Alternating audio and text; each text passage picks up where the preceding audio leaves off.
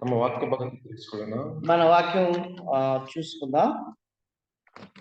ఈ దిన వాక్య భాగಕ್ಕೋಸ್ಕರ ఈ దినం మన ధ్యానం కొరకు ಮತ್ತು ನ್ಯಾಯಸ್ಥಾಪಕರು న్యాయాధిపతుల గ్రంథం 6ನೇ అధ్యాಯ 6వ అధ్యాయం. ఇలా ಗೊತ್ತಿರುವಂತಹ ವಾಕ್ಯ ಭಾಗ ಇದು. ఇది మనకందరికీ తెలిసినటువంటి భాగమే. 1ರಿಂದ ಕೆಲವು ವಚನಗಳು 1 నుంచి కొన్ని వచనాలు మనం చదువుకుందాం. Judges chapter 6 first verse onwards. ఇశ్రాయేలీయులు యెహోవా దృష్టికి దోషులైనందున యెహోవా 7 ఏళ్ళు వారిని మిద్యానీయులకు అప్పగించెను. మిద్యానీయులు చేయి ఇశ్రాయేలు మీద హెచ్చాయను గనుక వారు మిద్యానీయుల ఎదుట నిలవలేక కొండలలోనున్న వాగులను, గుహలను, దుర్గములను తమకు సిద్ధపరచుకున్నది. ఇశ్రాయేలు విత్తనములు విత్తిన తరువాత మిద్యానీయులు, అమాలేకీయులు తూర్పు నుండి వారును తమ పశువులను, గుడారములను తీసుకుని మిడతల దండంత విస్తారముగా వారి మీదకి వచ్చి వారి ఎదుట దిగి గాజాకు పోవనంత దూరము భూమి పంటను పాడు చేసి ఒక గొర్రెను కానీ, ఎద్దును కానీ, గాడిదను కానీ, జీవన సంబంధమైన సాధనమైన మరి దేనిని ఇశ్రాయేలుకు ఉండనీయలేదు. 11 వచనం 11వ వచనం నుంచి 17వ వచనం వరకు 11, 12 వచనాలు చదువుకుందాం. యెహోవా దూత వచ్చి అబీయజ్రీయుడైన యోవాషునకు కలిగిన ఓఫ్రాలోని మస్తకి వృక్షము కింద కూర్చుండెను. యోవాషు కుమారుడైన గిద్యోను మిద్యానీయులకు మరుగైనట్లు గానుగు చాటున గోధుమలను దొరగొట్టుచుండగా యెహోవా దూత అతనికి కనబడి, పరాక్రమం గల బలాఢ్యుడా, యెహోవా నీకు తోడై ఉన్నాడని అతనితో అనగా. ಓದಲ್ಪಟ್ಟಿರುವ ವಾಕ್ಯ ಭಾಗದ ಕುರಿತಾಗಿ ನಾನು ಹೇಳ್ಬೇಕಂತಂದ್ರೆ ఈ చదువుకున్న భాగాల గురించి నేను మీతో చెప్పాలంటే ಎಲ್ಲರಿಗೂ ಗೊತ್ತಿದೆ ಈ ವಾಕ್ಯ ಭಾಗ. ఈ వాక్య భాగం మనకు తెలుసు. ಮತ್ತು ಗಿದ್ಯೋನನೆಂಬ ನ್ಯಾಯಸ್ಥಾಪಕನ ಕುರಿತಾಗಿ ಬರೆಯಲ್ಪಟ್ಟಿದೆ.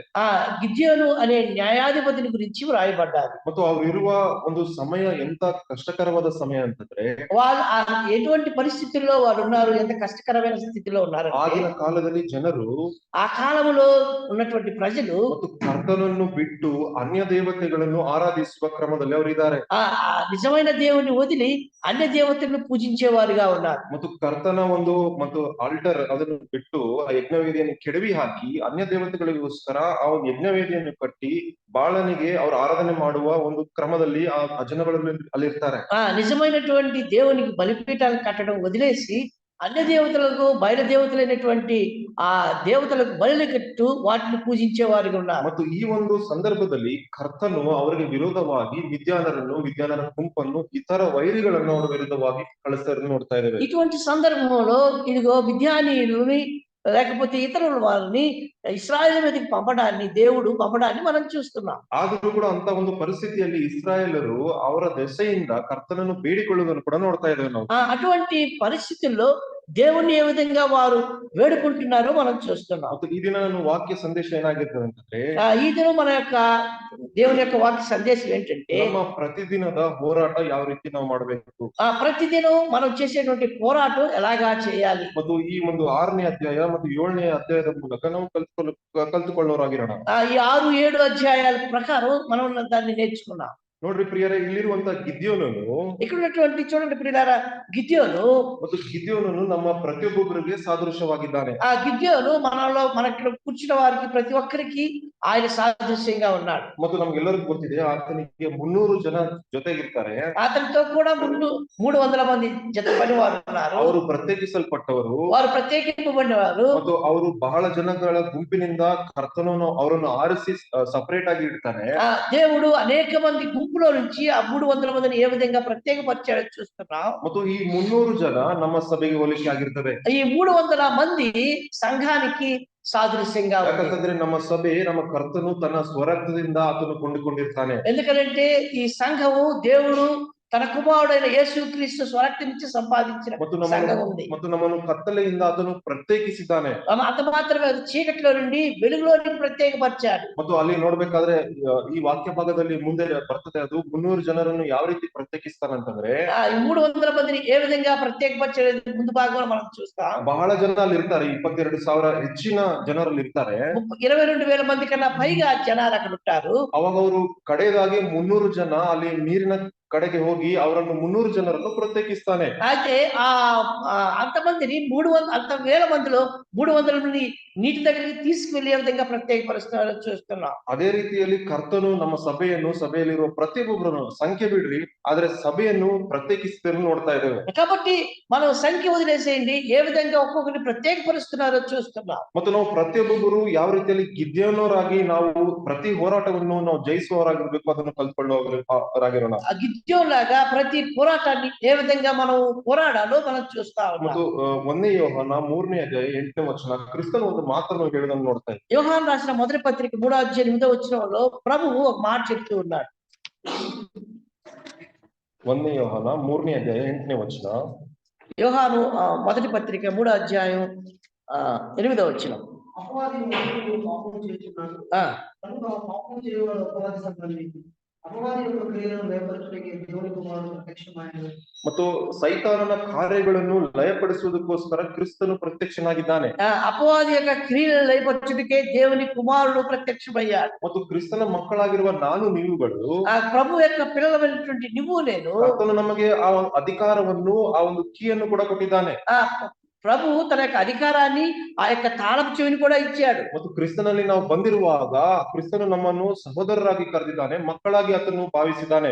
క్రీస్తులో మనం పిలిచినప్పుడు సహోదరులుగా, ఆయన బంధువులుగా మనం పిలువబడ్డాం. ಅದು ಕ್ರಿಸ್ತನು ಯಾವದಕ್ಕೋಸ್ಕರ ಬಂದಿದ್ದಾನೆ ಅಂದ್ರೆ ಸೈತಾನನ ಕಾರ್ಯಗಳನ್ನು ಲಯಪಡಿಸುವುದಕ್ಕೋಸ್ಕರ ಆತನು ಬಂದಿದ್ದಾನೆ ಎಂದು ವಾಕ್ಯ ಭಾಗದಲ್ಲಿ ನೋಡಿದ್ದೇವೆ. క్రీస్తు ఎందుకు వచ్చాడు అంటే అపవాది యొక్క క్రియలను లయపరచడానికే వచ్చాడని చూస్తున్నాం. ಮತ್ತು ಅದೇ ಕಾರ್ಯಗಳನ್ನು ನಾನು ನೀವುಗಳು ಮಾಡುವವರಾಗಿರಬೇಕು. అదే క్రియలను మనం నువ్వు నేను చేసేవారిగా ఉండాలి. ಮತ್ತು ಪ್ರತಿದಿನ ಬರುವ ಪ್ರತಿ ಶೋಧನೆ ಅಥವಾ ವೈರಿ ಸಂಬಂಧ ಕಾರ್ಯಗಳನ್ನು ಅದನ್ನು ಜಯಿಸುವವರಾಗಿರ್ಬೇಕು. కాబట్టి ప్రతి విధమైనటువంటి శోధన నుంచి, అలాగే వరకు వచ్చేటువంటి శత్రువుల నుంచి ఆ తంత్రాల నుంచి మనం బయటపడే వారంగా ఉండాలి. ಮತ್ತೆ ಗಿದ್ಯೋನನ ಜೀವಿತವನ್ನು ನೋಡ್ಬೇಕಾದ್ರೆ ಆತನು ಕೂಡ ಬಹಳ ಕಷ್ಟಕರವಾದ ಪರಿಸ್ಥಿತಿಯಲ್ಲಿ ಆತನು ಇರ್ತಾನೆ. గిద్యోను యొక్క పరిస్థితులు మనం చూసినప్పుడు కష్టకరమైనటువంటి పరిస్థితులు అతను ఉన్నాడు. ಎಲ್ಲಿ ಯೆಹೋವ ಸಂಬಂಧ ಆರಾಧನೆ ಮಾಡುವವರಾಗ್ಲಿ, ಯಜ್ಞವೇದಿ ಆಗ್ಲಿ ಕಂಡು ಬರ್ತಾ ಇಲ್ಲ. కాబట్టి దేవుని ఆరాధించేవారు కానీ, దేవుని కొరకు బలిపీఠం కట్టేవారు కానీ ఎక్కడ కనబడడం లేదు. ಆದಾಗ್ಯೂ ಅಲ್ಲಿ ಗಿದ್ಯೋನನು ದೇವರಿಗೆ ತನ್ನನ್ನು ತಾನು ಪ್ರತ್ಯೇಕಿಸುವುದನ್ನು ನಾವು ಮುಂದೆ ನೋಡ್ತಾ ಇರ್ತೇವೆ. కాబట్టి అయినప్పటికీ కూడా ఏ విధంగా గిద్యోను తాను దేవునికి ప్రత్యేకపరుచుకున్నాడో మనం చూస్తాం. ಆತನಲ್ಲಿರುವ ಕೆಲವು ಶ್ರೇಷ್ಠವಾದ ಗುಣಲಕ್ಷಣಗಳನ್ನು ನೋಡಿಕೊಂಡೋಣ. అతనిలో ఉన్నటువంటి కొన్ని శ్రేష్టమైన గుణ లక్షణాలను మనం చూసుకుందాం. ನೋಡ್ರಿ, అదే 6ನೇ ಅಧ್ಯಾಯ 11ನೇ ವಚನ. 6వ అధ్యాయం 11వ వచనంలో యెహోవా దూత వచ్చి అభియజ్రీయుడైన యోవాషుకు కలిగిన ఓఫ్రాలో మస్తకి వృక్షము కింద కూర్చుండెను. యోవాషు కుమారుడైన గిద్యోను మిద్యానుకు మరుగైనట్లు గానుగు చాటున గోధుమలను దొల్లగొట్టుచున్నాడు. ನೋಡ್ರಿ ಪ್ರಿಯರೇ, ಈ ಒಂದು ಗಿದ್ಯೋನನು ಆತನು ಭಯಪಡುವುದನ್ನು ನೋಡ್ತಾ ಇದ್ದೇವೆ. ఇక్కడ గిద్యోను మనం చూసినప్పుడు భయపడుతూ ఉన్నాడు. ಆತನು ಭಯಪಡ್ತಾ ಇದ್ದಾನೆ, ಶತ್ರುಗಳಿಂದ ಭಯಪಡ್ತಾ ಇದ್ದಾನೆ. శత్రువుల గురించి అతను భయపడుతున్నాడు. ಹೌದು, ಆತನು ಭಯಪಡ್ತಿರ್ಬೋದು, ಆದ್ರೆ ತನಗೆ ಕೊಟ್ಟಿರುವ ಕಾರ್ಯವನ್ನು ಮಾಡುವುದನ್ನು ಕೂಡ ನೋಡ್ತಾ ಇದ್ದೇವೆ. అయితే ఆ శత్రువులు భయపడుతున్నాడు, కానీ తనకి ఇవ్వబడినటువంటి పనిలో అతను నిమగ్నమై ఉన్నాడు. ನೋಡ್ರಿ, ಆತನು ಏನ್ ಮಾಡ್ತಾ ಇದ್ದಾನೆ, ಆ ಒಂದು ವೃಕ್ಷದ ಕೆಳಗಡೆ, ಎಣ್ಣೆ ತೋಟಗಳ ವೃಕ್ಷದ ಕೆಳಗಡೆ ಅಲ್ಲಿ ಅಡಗಿಕೊಂಡು ಆ ಗೋಧಿಗಳನ್ನು ಹೊಡೆಯೋದನ್ನು ನೋಡ್ತಾ ಇದ್ದೇವೆ. కాబట్టి మస్తకి వృక్షకుడు దాక్కుని గోధుమలను దొల్లగొడుతూ ఉన్నాడు. ಗೋಧಿ ನಾವು ಸಾಧಾರಣವಾಗಿ ನಾವು ಹಳ್ಳಿ ಕಡೆ ನೋಡ್ಬೇಕಾದ್ರೆ ಎಲ್ಲಿ ಹೊಡಿತಾರೆ, ಅದನ್ನ ಎತ್ತರವಾದ ಪ್ರದೇಶದಲ್ಲಿ ಅದನ್ನು ಹೊಡೆದು ಒಟ್ಟನ್ನು ಬಿಸಾಕ್ತಾರೆ ಒಟ್ಟನ್ನು. కాబట్టి మామూలుగా ఆ గోధుమలను దొల్లగొట్టడం అంటే ఎత్తైన ప్రదేశంలో దొల్లగొట్టి దాంట్లో ఉన్నటువంటి ధూళిని పోవడానికి ఎత్తైన ప్రదేశంలో ఏర్పాటు చేస్తారు. ಗಾಳಿ ಇರುವಾಗ ಒಂದು ಕಾರ್ಯವನ್ನು ಮಾಡ್ತಾ ಇರ್ತಾರೆ. గాలి ఉన్నప్పుడు అది అలాగా దూరిపోవడానికి సాధ్యం అవుతారు. ಆದ್ರೆ ಗಿದ್ಯೋನನು ಭಯಪಟ್ಟು ಆತನು ಕೆಳಗೆ ಅದು ಮತ್ತು ಎಣ್ಣೆ ಒಂದು ಎಲ್ಲಿ ನೋಡ್ತಾ ಇದ್ದೀವಿ ನಾವು, ತೋಟದ ಕೆಳಗಡೆ ಹೋಗಿ ಆ ದ್ರಾಕ್ಷಿ ತೋಟದ ಮರೆಯಲ್ಲಿ ಆತನು ಈ ಕಾರ್ಯವನ್ನು ಮಾಡ್ತಾ ಇದ್ದಾನೆ. కాబట్టి ద్రాక్ష తోటలోకి లేకపోతే ఆ మస్తకి వృక్షం కిందకి వెళ్ళి దాగుకొని పని చేస్తూ ఉన్నాడు. ಮೊದಲಾಗಿ ಆತನು ಭಯಸ್ಥನಾಗಿರ್ಬೋದು, మొదటిగా అతను భయస్థుడై ఉండొచ్చు. ಆದ್ರೆ ಕರ್ತನು ತನಗೆ ಕೊಟ್ಟಿರುವ ಕಾರ್ಯವನ್ನು ಆತನು ಮಾಡುವುದನ್ನು ನೋಡ್ತಾ ಇದ್ದೇವೆ. అయితే దేవుడు అతనికి ఇచ్చినటువంటి పనిని అతను చేస్తూ ఉన్నాడు. ಮತ್ತು 13ನೇ ವಚನ ಓದೋಣ. 13వ వచనంలో మనం చూసినప్పుడు గిద్యోను చిత్తము నా ఏలిన వాడ యెహోవా మాకు తోడై ఉండునేలా ఇది అంతయు మాకేలా సంభవించెను. యెహోవా ఐగుప్తులో నుండి మమ్మను రప్పించినని చెప్పుచు మా పితరులు మాకు వివరించిన అద్భుత కార్యములన్నింటినీ ఏమాయను.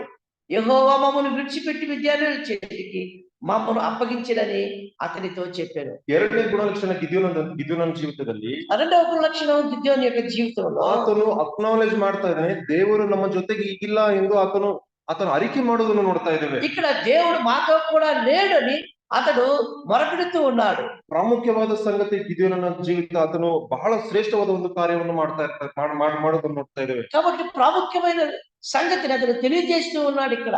ನೋಡ್ರಿ, ನಾವು ಒಂದು ಭ್ರಮೆಯಲ್ಲಿ ಇರ್ಬೋದು, ದೇವರು ನನ್ನ ಜೊತೆಗಿದ್ದಾನೆ, ದೇವರು ನನ್ನ ಜೊತೆಗೆ ಯಾವಾಗ್ಲೂ ಇರ್ತಾನೆ ನಾವು ಭಾವಿಸಿ ಕೆಲವೊಂದು ವಿಷಯದಲ್ಲಿ ನಾವು ಸೋತು ಹೋಗಿರ್ತೇವೆ. కాబట్టి దేవుడు నాతో కూడా ఉన్నాడు అని చెప్పేసి అనేక విషయాలు మనము ఓడిపోయిన వారంగా ఉంటాం. ಆದ್ರೆ ಗಿದ್ಯೋನನು ಅದನಿಗೆ ಸ್ಪಷ್ಟವಾಗಿ ಗೊತ್ತಿದೆ, ಕರ್ತನು ನಮ್ಮ ಜೊತೆಗೆ ಇಲ್ಲ, ಅದಕ್ಕೋಸ್ಕರ ನಾವು ಸೋಲ್ತಾ ಇದ್ದೇವೆ. కాబట్టి దేవుడు మాతో కూడా లేడు కాబట్టి మేము ఓడిపోతున్నాం అని గిద్యోను గ్రహించాడు. ಬಹಳ ಜನ ಕ್ರೈಸ್ತ ವಿಶ್ವಾಸಿಗಳು ಕರ್ತನು ನಮ್ಮ ಜೊತೆಗೆ ಇಲ್ಲ ಎಂದೇಳಿ ಅದು ಆ ಪರಿಜ್ಞಾನದಲ್ಲಿ ನಾವು ಇರುವುದಿಲ್ಲ. కాబట్టి అనేక మంది దేవుని నమ్ముకున్నటువంటి వారు దేవుడు మాతో కూడా లేడు అని అటువంటి జ్ఞానంలో ఉండకుండా ఉంటారు. ಆದ್ರೆ ಗಿದ್ಯೋನನು ಆತನಿಗೆ ತಿಳಿದಿದೆ, ಯಾಕಂದ್ರೆ ಕರ್ತನು ಮಾಡಿರುವ ಕಾರ್ಯಗಳು, ಅಂದು ನಡೆದಿರುವ ಕಾರ್ಯಗಳು, ಐಗುಪ್ತದಲ್ಲಿ ನಡೆದಿರುವ ಕಾರ್ಯಗಳು ಇವಾಗ ನಡೀತಾ ಇಲ್ಲ ಎಂದು ಆತನು ಅರಿತವನಾಗಿರ್ತಾನೆ. కాబట్టి దేవుడు ఐగుప్తు దేశంలో అనేక గొప్ప కార్యాలు చేశాడు, ఇప్పుడు చేయటం లేదు అని గ్రహింపులో ఉంటా ఉన్నాడు. ಆತನು ಎರಡನೇ ಗುಣಲಕ್ಷಣ, ಕರ್ತನು ನಮ್ಮ ಜೊತೆಗಿಲ್ಲ ಎಂದು ಆತನು ಮನವರಿಕೆ ಮಾಡಿಕೊಂಡಿರುವುದನ್ನು ನೋಡ್ತಾ ಇದ್ದೇವೆ. కాబట్టి దేవుడు మాతో కూడా లేడు అని అతను గ్రహింపు కలిగిన వాడుగా ఉన్నాడు. ಮತ್ತು ಅದೇ 6ನೇ ಅಧ್ಯಾಯ 15ನೇ ವಚನ, అదే 6వ అధ్యాయం 15వ వచనంలో చూసినట్లయితే, అతడు చిత్తమున ఏరిన వాడ దేని సహాయం చేత నేను ఇశ్రాయేలును రక్షింపగలను, నా కుటుంబం మనిషి గోత్రంలో ఎన్నికైనదే, నా పితరుల కుటుంబంలో నేను కనిష్ఠుడై ఉన్నానని ఆయనతో చెప్పాను. ಮತ್ತು ಅಲ್ಲಿ ಹೇಳ್ತಾ ಇದ್ದಾನೆ, ನನ್ನ ಮನೆಯು ಕನಿಷ್ಠವಾದದ್ದು ಮತ್ತು ನಾನು ನಮ್ಮ ಕುಟುಂಬದಲ್ಲಿ ಅಲ್ಪನು ಅಂದ್ರೆ ಯೆಹೋವನಿಗೆ ಹೇಳ್ತಾ ಇದ್ದಾನೆ. కాబట్టి దేవుడు చెప్తున్నాడు, నా కుటుంబము మనిషి గోత్రంలో ఎన్నికైనదే, నేను కనిష్ఠుడిని అని చెప్తున్నాడు. ಅಲ್ಲಿ ಯೆಹೋವನ ದೂತನು ಹೇಳ್ತಾ ಇದ್ದಾರೆ, ನೀನು ಹೋಗು, ಪರಾಕ್ರಮಶಾಲಿಯಾಗಿ ನಿನ್ನನ್ನು ಕರೆದಿದ್ದೇನೆ, ನೀನು ಹೋಗು, ನೀನು ಜಯ ಕೊಡ್ತೇನೆ ಅಂತ ಹೇಳುವಾಗ యెహోవా దూత చెప్పి పరాక్రమ గల బలాఢ్యుడా, నీవు వెళ్ళి నీకు తోడు ఉంటానని చెప్తున్నప్పుడు, ಆದ್ರೆ ಗಿದ್ಯೋನನು ಹೇಳ್ತಾ ಇದ್ದಾನೆ, ಯಾವ ರೀತಿ ಸಾಧ್ಯ ಸ್ವಾಮಿ, ನಾನು ಕನಿಷ್ಠನು, ತನ್ನನ್ನು ತಾನು ತಗ್ಗಿಸುವ ಸ್ವಭಾವವನ್ನು ನೋಡ್ತಾ ಇದ್ದೇವೆ. కాబట్టి అతడు ఈ విధంగా చెప్తున్నాడు, నేను ఎలాగా వెళ్ళగలను, నేను కనిష్ఠుని కదా నా గోత్రంలో అంటున్నాడు. ಆತನು ಇದ್ದ ವಾಸ್ತವ ಸ್ಥಿತಿಯನ್ನು ಆ ದೂತನ ಮುಂದೆ, ಕರ್ತನ ಮುಂದೆ ಹೇಳುವುದನ್ನು ನೋಡ್ತಾ ಇದ್ದೇವೆ. కాబట్టి తనకున్నటువంటి నిజమైనటువంటి స్థితిని దూత ముందు పెడుతూ ఉన్నాడు. ಮತ್ತು ಯಾಕೋಬನ ಬರೆದ ಪತ್ರಿಕೆ 4ನೇ ಅಧ್ಯಾಯ 7ನೇ ವಚನದಲ್ಲಿ ಬರೆಯಲ್ಪಟ್ಟಿದೆ. యాకోబు పత్రిక 4వ అధ్యాయం 7వ వచనంలో మనం చూసినప్పుడు, ಸಬ್ಮಿಟ್ ಯುವರ್ ಸೆಲ್ಫ್, ಕರ್ತನಿಗೆ ಒಳಪಟ್ಟು ಸೈತಾನನು ಎದುರಿಸಿರಿ ಎಂದು. కాబట్టి దేవునికి లోబడి ఉండి అపవాదిని ఎదిరించిరి, అప్పుడు వాడు మీ యొద్ద నుండి పారిపోవును. ನೋಡ್ರಿ ಪ್ರಿಯರೇ, ಮತ್ತು ಸೈತಾನನ ಕಾರ್ಯಗಳ ಮೇಲೆ ನಾವು ಜಯ ಹೊಂದಬೇಕಂತಂದ್ರೆ, సాతాను యొక్క కార్యాల మీద జయం పొందాలంటే, ಮತ್ತು ಯಾಕೋಬನ ಪತ್ರಿಕೆಯಲ್ಲಿ ಹೇಳಲ್ಪಟ್ಟಿದೆ, ನೀನು ತಗ್ಗಿಸಿಕೊಂಡು ಸೈತಾನನ ವೈರಿಯನ್ನು ನೀನು ಎದುರಿಸು. కాబట్టి నీవు దేవునికి లోబడి ఉండి సాతాను కార్యాలను ఎదిరించు. ಹೌದು, ಈ ಗಿದ್ಯೋನನು ಭಯ ಪಡ್ತಾ ಇದ್ದಾನೆ. అవును, గిద్యోను భయపడుతున్నాడు. ಆದರೂ ಕೂಡ ಕರ್ತನಿಗೆ ಆತನು ತಗ್ಗಿಸಿಕೊಳ್ಳುವುದನ್ನು ನೋಡ್ತಾ ಇದ್ದೇವೆ. అయినప్పటికీ కూడా అతనికి దేవునికి లోబడుతూ ఉన్నాడు. ಮತ್ತು 4ನೇ ಗುಣಲಕ್ಷಣ 4వదిగా మనం చూసినప్పుడు, ಮತ್ತು 6ನೇ ಅಧ್ಯಾಯ 19ನೇ ವಚನ ನೋಡ್ರಿ. 19వ వచనంలో మనం చూసినప్పుడు, అప్పుడు గిద్యోను లోపలికి పోయి ఒక వేగపడిన తూముడి పిండితో పొంగని భక్ష్యములను సిద్ధపరిచి ఆ మాంసమును గంపలో ఉంచి అవి వండిన నీళ్లను కుండలో పోసి ఆయన కొరకు ఆ మస్తకి వృక్షం కిందకు దాన్ని తీసుకుని దగ్గర ఉంచగా, ಯೆಹೋವನ ದೂತನು ಅಲ್ಲಿ ಆ ಒಂದು ಏಲ ವೃಕ್ಷದ ಕೆಳಗಡೆ ಆತನ ಇರ್ತಾನೆ.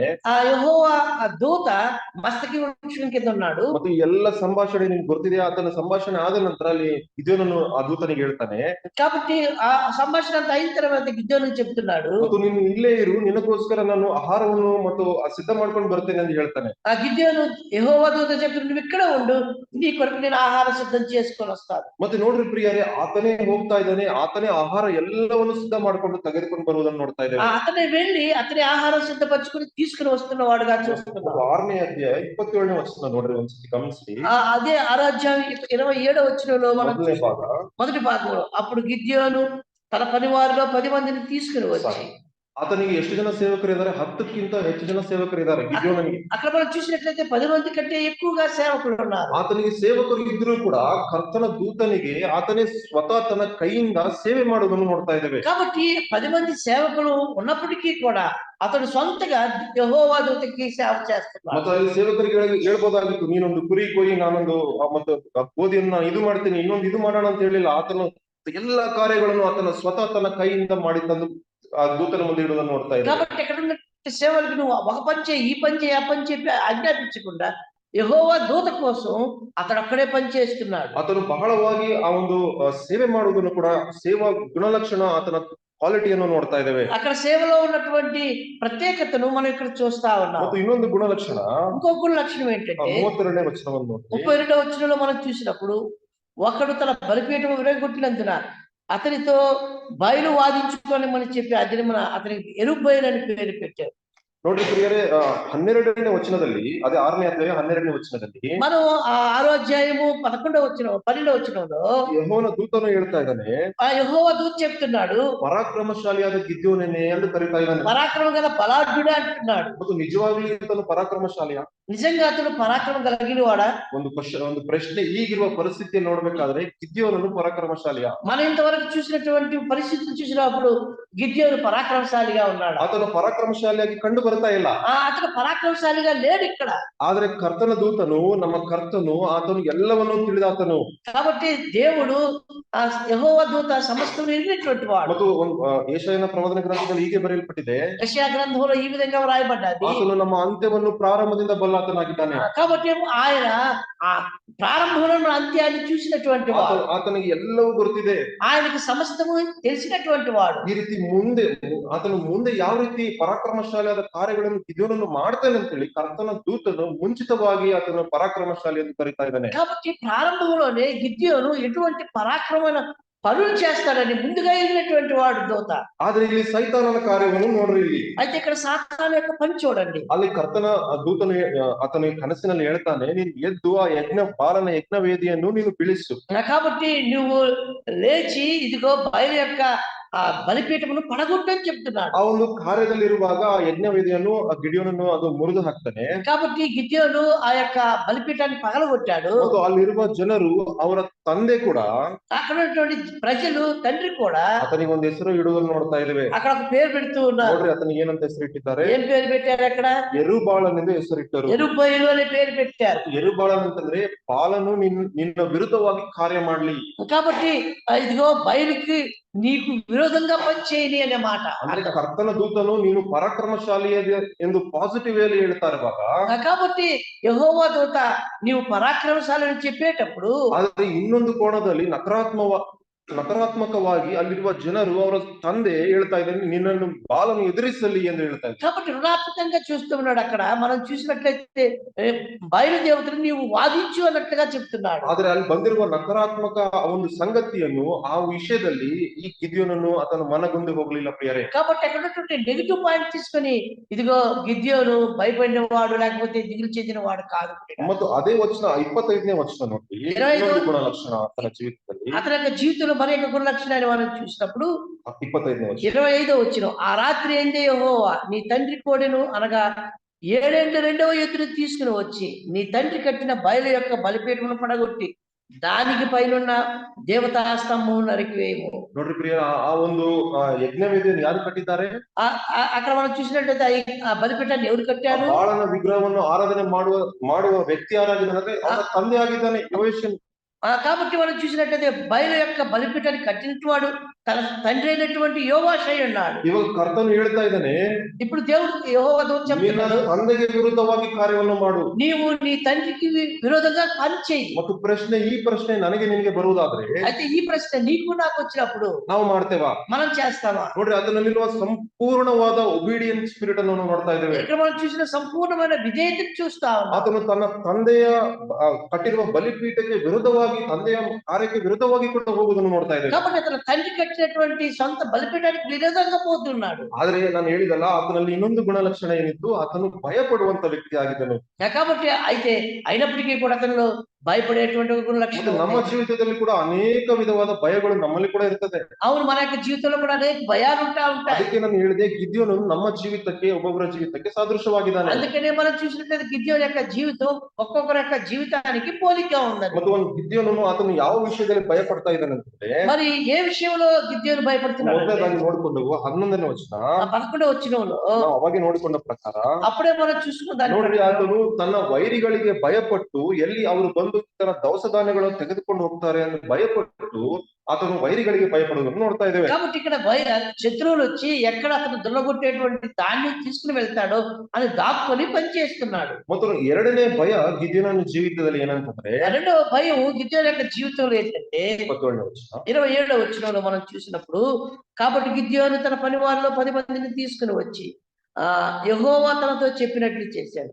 అతడు తన పితరుల కుటుంబములకు తన ఊరి వారికి భయపడినందున పగలు దాన్ని చేయలేక రాత్రి వేరు చేశాడు. ನೋಡ್ರಿ ಪ್ರಿಯ, ಆತನು ತನ್ನ ಮನೆಯವರಿಗೂ ಊರಿನವರಿಗೂ ಹೆದರಿಕೊಂಡಿರುವ ಕಾರಣ ಹಗಲಲ್ಲಿ ಮಾಡದೆ ರಾತ್ರಿಯಲ್ಲಿ ಮಾಡ್ತಾ ಇದ್ದಾನೆ. కాబట్టి తన కుటుంబం వారికి తన ఊరి వారికి భయపడినందున పగలు చేసేది రాత్రి ಮತ್ತು చేస్తాడు. ಈತನ ಜೀವಿತದಲ್ಲಿ ಎರಡನೇ ಯಾವುದಕ್ಕೋಸ್ಕರ ಭಯ ಪಡ್ತಾ ಇದ್ದಾನೆ ಅಂತಂದ್ರೆ, ఇతని యొక్క జీవితంలో రెండో దానికి దేనికి భయపడుతున్నాడు? ಮೊದಲನೇ ಶತ್ರುಗಳಿಗೆ ಭಯಪಡ್ತಾ ಇದ್ದಾನೆ, ಎರಡನೇದಾಗಿ ತನ್ನ ಕುಟುಂಬಸ್ಥರಿಂದ ಊರಿನವರಿಂದ ಆತನು ಭಯಪಡ್ತಾ ಇದ್ದಾನೆ ಅವರಿಗೂ. మొదటిగా శత్రువులకు భయపడుతూ ఉంటే, రెండవదిగా తన ఊరి వారికి తన బంధువులకి భయపడుతూ ఉన్నాడు. ಮತ್ತು ಮೂರನೇದಾಗಿ ಇನ್ನೊಂದು ವಿಷಯದಲ್ಲಿ ಆತನು ಭಯಪಡೋದನ್ನು ನೋಡ್ತಾ ಇದ್ದೇವೆ. మూడవదిగా మనం చూసినప్పుడు దేనికి అతను భయపడుతున్నాడంటే 7ನೇ ಅಧ್ಯಾಯ 7వ అధ్యాయంలో 10ನೇ ವಚನ ನೋಡಿ. 10వ వచనంలో మనం చూసినప్పుడు నీవు పోవుటకు నీకు భయమైన ఎడల నీ పనివాడైన పోరాతో కూడా దండుకు దిగిపోము. ನೋಡ್ರಿ, ಇಲ್ಲಿ ಯೆಹೋವ ದೇವರು ಹೇಳ್ತಾ ಇದ್ದಾನೆ, ನಿನಗೆ ಒಂದು ವೇಳೆ ಭಯ ಆದ್ರೆ ಪೂರಾನನ್ನು ಕರ್ಕೊಂಡು ಹೋಗಿ ಆ ಒಂದು ಶತ್ರು ಪಾಳ್ಯಕ್ಕೆ ನೀನು ಹೋಗು ಎಂದು ಹೇಳ್ತಾ ಇದ್ದಾನೆ. కాబట్టి నీకు ఒకవేళ భయం వేసినట్లయితే ఇదిగో నీ యొక్క పనివాడైన పోరాతో కూడా దండు పాలనలోకి వెళ్ళని చెప్తాడు. ಮತ್ತೆ ಯಾವುದಕ್ಕೋಸ್ಕರ ಆತನು ಭಯಪಡ್ತಾ ಇದ್ದಾನೆ? ಯುದ್ಧಕ್ಕೆ ಹೋಗುವುದಕ್ಕೋಸ್ಕರ ಆತನು ಭಯಪಡ್ತಾ ಇದ್ದಾನೆ. యుద్ధం కొరకు వెళ్ళడానికి భయపడుతూ ఉన్నాడు గిద్యోను. ಈ ಎಲ್ಲ ಗುಣಲಕ್ಷಣಗಳು ಗಿದ್ಯೋನಲ್ಲಿ ಇದ್ರೂ ಕೂಡ ಕರ್ತನ ದೂತನ ಹೇಳ್ತಾ ಇದ್ದಾನೆ, ಪರಾಕ್ರಮಶಾಲಿಯಾದ ಗಿದ್ಯೋನನೇ.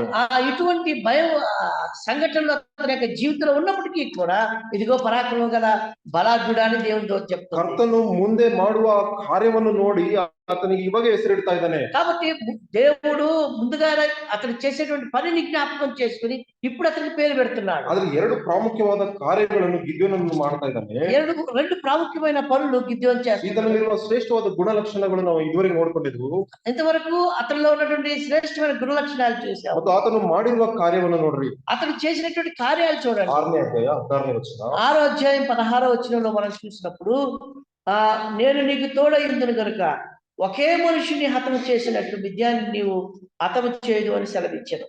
ನೋಡ್ರಿ, ಆತನು ಹೇಳ್ತಾ ಇದ್ದಾನೆ, ಆತನು ಸ್ವಾಮಿ ದಯವಿರಲಿ ನನ್ನೊಂದಿಗೆ ಮಾತಾಡುತ್ತಿರುವ ನೀವು ಕ್ಷಮಿಸ್ರಿ, ನಾನು ನಿನ್ನ ಸಂಗಡ ಇರುವುದರಿಂದ ನೀನು ಮಿದ್ಯಾನರೆಲ್ಲರನ್ನು ಒಬ್ಬ ಮನುಷ್ಯನನ್ನು ಎಂಬಂತೆ ಸಂಹರಿಸಿ ಬಿಡುವಿ ಎಂದು ಹೇಳ್ತಾ ಇದ್ದಾನೆ. కాబట్టి నీవు ఒకే మనిషిని హతం చేసిన మిద్యానులందరినీ కలిపి ఒకేసారి హతం చేస్తావు. ಮತ್ತು ನಾವು ಇವಾಗ ನೋಡಿಕೊಂಡು ಮಿದ್ಯಾನರ ಸಂಖ್ಯೆ ಎಷ್ಟಿದೆ ಪ್ರಿಯರೇ? కాబట్టి మిద్యానుల సంఖ్య ఎంత ఉంది ప్రియులారా? ಅವರ ಒಂಟೆಗಳು ముసుబినంత ಇದೆ ಎಂದು ಬರೆಯಲ್ಪಟ್ಟಿದೆ. కాబట్టి వారి యొక్క పశువులు మిడతలంత దండంత విస్తారంగా ಮತ್ತು ಅವರ ಜನರು ಬಹಳ ಅಸಂಖ್ಯಾತ ಜನರು. వారి యొక్క జనులు అసంఖ్యాకమైనటువంటి వారు. ಅದು ಕರ್ತನ ದೂತನು ಹೇಳ್ತಾ ಇದ್ದಾನೆ, ನೀನು ಒಬ್ಬ ಮನುಷ್ಯನಂತೆ ಅವರನ್ನು ಸಂಹರಿಸ್ತಿ. అది యెహోవా దూత చెప్తున్నాడు, ఒకే మనిషిని ఒక వ్యక్తిని సంహరించినట్టు సంహరిస్తావు. ಆತನು ಗಿದ್ಯೋನನ್ನು ಕರ್ತನ ದೂತನ ಕಡೆ ಅದು ಕನ್ಫರ್ಮೇಶನ್ ಅನ್ನು ತೆಗೆದುಕೊಳ್ತಾ ಇದ್ದಾನೆ. ನಿಶ್ಚಿತವಾಗಿ ನಿನ್ನ ಜೊತೆಗಿರ್ತೀಯ ಎಂದು ಕನ್ಫರ್ಮೇಶನ್ ಅನ್ನು ತೆಗೆದುಕೊಳ್ಳೋದು ನೋಡ್ತಾ ಇದ್ದೇವೆ. కాబట్టి గిద్యోను యెహోవా దూత తనతో కూడా ఉండేటట్టుగా అతడు ఖచ్చితమైనటువంటి అతని ఖచ్చితాన్ని అడుగుతూ ఉన్నట్లుగా మనం ಮೊದಲನೇದಾಗಿ ನೀನು ಹೋಗು, ನಿನ್ನ ಜೊತೆಗೆ ನಿನ್ನ ಬಲದಿಂದ ಹೋಗು ಎಂದು ಹೇಳ್ತಾ ಇದ್ದಾನೆ. మొదటగా నీవు నీ బలంతో వెళ్ళని చెప్తున్నాడు దేవుడు. ಎರಡನೇದಾಗಿ ನಾನು ನಿನ್ನ ಜೊತೆಗಿರ್ತೇನೆ, ನೀನು ಒಬ್ಬ ಮನುಷ್ಯನಂತೆ ಎಲ್ಲರನ್ನು ಹತ ಮಾಡ್ತೀಯ ಎಂದು ಹೇಳ್ತಾ ಇದ್ದಾನೆ. కాబట్టి రెండోదిగా నేను నీకు తోడై ఉంటాను, ఒక మనిషిని హతం చేసినట్లు మిద్యానులందరినీ హతం చేస్తావని చెప్తున్నాను. ಅದೊಂದು ಕನ್ಫರ್ಮೇಶನ್ ಅನ್ನು ಗಿದ್ಯೋನನ್ನು ತೆಗೆದುಕೊಳ್ಳುವುದನ್ನು ನೋಡ್ತಾ ಇದ್ದೇವೆ. అది ఒక కన్ఫర్మేషన్, ఖచ్చితమైన తీర్మానాన్ని అతడు చేస్తా ఉన్నట్లుగా చూస్తున్నాం. ರೋಮಾಪುರದವರಿಗೆ ಬರೆದ ಪತ್ರಿಕೆ రోమీయులకు రాసిన పత్రికలో 8ನೇ ಅಧ್ಯಾಯ 8వ అధ్యాయం 21ನೇ ವಚನ 21వ వచనం. రోమీయులకు రాసిన పత్రిక 8:21. పిలుపుబడి దేవుని పిల్లల ముందుకు పరమత నిరీక్షణ కలది స్వేచ్ఛగా కాగా దాని లోపరిశ్రమాల మూలముగా వ్యక్తపరచబడిన 28ನೇ ಅಧ್ಯಾಯ 21 ನಿಮಿಷ ಬೇರೆ ವಚನ.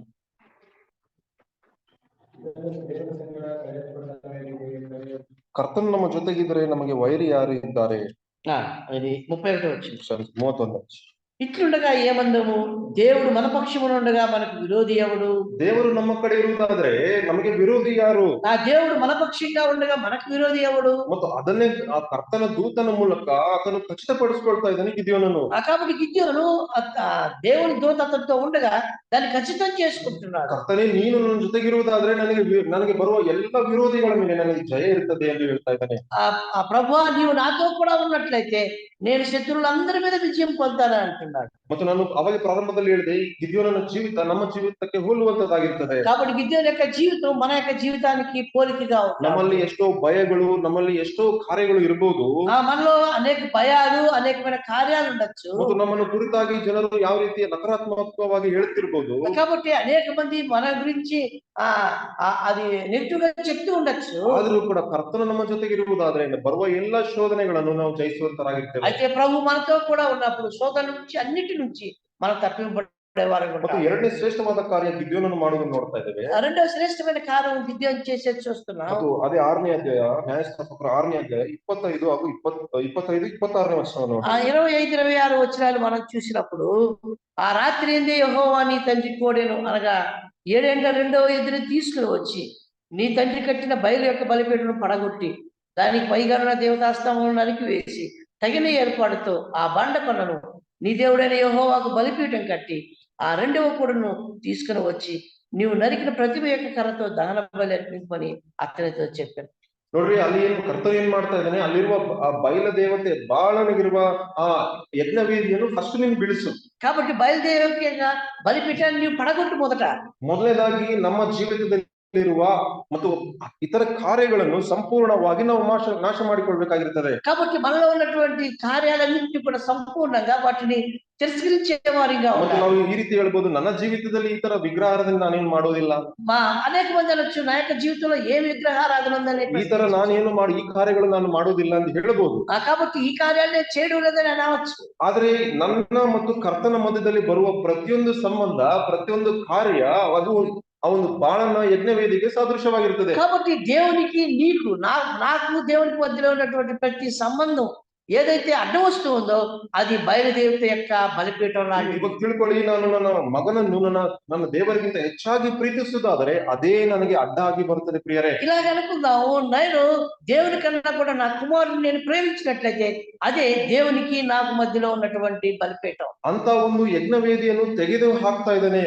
కాబట్టి అటువంటి బలిపీఠాన్ని తీసివేస్తూ ಮೊದಲನೇದಾಗಿ ಅನ್ಯ ದೇವತೆಗಳಿಗಿರುವ ಯಜ್ಞವೇದಿಯನ್ನು ತೆಗೆದು ಹಾಕುವ ಕಾರ್ಯ. మొట్టమొదటిగా అన్ని దేవతలకు బలిపీఠాలు కలిగి దాన్ని తీసివేయడం. 26ನೇ ವಚನದಲ್ಲಿ ನೋಡ್ತಾ ಇದ್ದೇವೆ, 26వ వచనంలో మనం చూస్తున్నాం, ಕರ್ತನ ಧರ್ಮಶಾಸ್ತ್ರದ ನೇಮಕದ ಪ್ರಕಾರ ಕರ್ತನಿಗೋಸ್ಕರ ಒಂದು ಹೊಸದಾದ ಯಜ್ಞವೇದಿಯನ್ನು ಕಟ್ಟುವುದು. ధర్మశాస్త్ర ప్రకారం కొత్తదైన బలిపీఠం కట్టడం. ನೋಡ್ರಿ, ಆ ಅನ್ಯ ಯಜ್ಞವೇದಿಯನ್ನು ನಮ್ಮ ಜೀವಿತದ ತೆಗೆದ ನಂತರ ఆ అన్ని దేవతలకు సంబంధించినటువంటి బలిపీఠాన్ని తీసివేసిన తర్వాత ಕರ್ತನಿಗೋಸ್ಕರ ಒಂದು ಯಜ್ಞವೇದಿಯನ್ನು ಕಟ್ಟು ಅಲ್ಲಿ ನಮ್ಮ ಅರ್ಪಣೆಗಳನ್ನು ಕೊಡುವಂತದ್ದು. కాబట్టి దేవుని కొరకు ఒక బలిపీఠాన్ని కట్టడం, అది దేవునికి అర్పించేదిగా ఉండేటట్టు. ಮತ್ತು ಯಜ್ಞವೇದಿ ಯಾವುದಕ್ಕೆ ಸಾದೃಶ್ಯವಾಗಿದೆ ಅಂದ್ರೆ ನಮ್ಮ ಪ್ರಾರ್ಥನಾ ಜೀವಿತಕ್ಕೆ ಸಾದೃಶ್ಯವಾಗಿರ್ತದೆ. బలిపీఠం దేనికి సాదృశ్యంగా ఉందంటే దేవునికి మనం ప్రార్థన చేయడానికి సూచనగా ఉంది. ನಮ್ಮ ಆರಾಧನೆಗಳನ್ನು, ಅರ್ಪಣೆಗಳನ್ನು ಕರ್ತನಿಗೆ ಬೇಡಿಕೊಳ್ಳುವ ಪ್ರಾರ್ಥನಾ ಜೀವಿತಕ್ಕೆ ಸಾದೃಶ್ಯವಾಗಿರ್ತದೆ. కాబట్టి మన ఆరాధనకు లేకపోతే మనం ప్రార్థన చేసేదానికి సాదృశ్యంగా ఉంది. ಈ ಒಂದು ಎರಡು ಕಾರ್ಯಗಳನ್ನು ಗಿದ್ಯೋನನ್ನು ಸರಿಪಡಿಸಿಕೊಳ್ಳುವುದನ್ನು ನೋಡ್ತಾ ಇದ್ದೇವೆ. ఈ రెండు కార్యాలు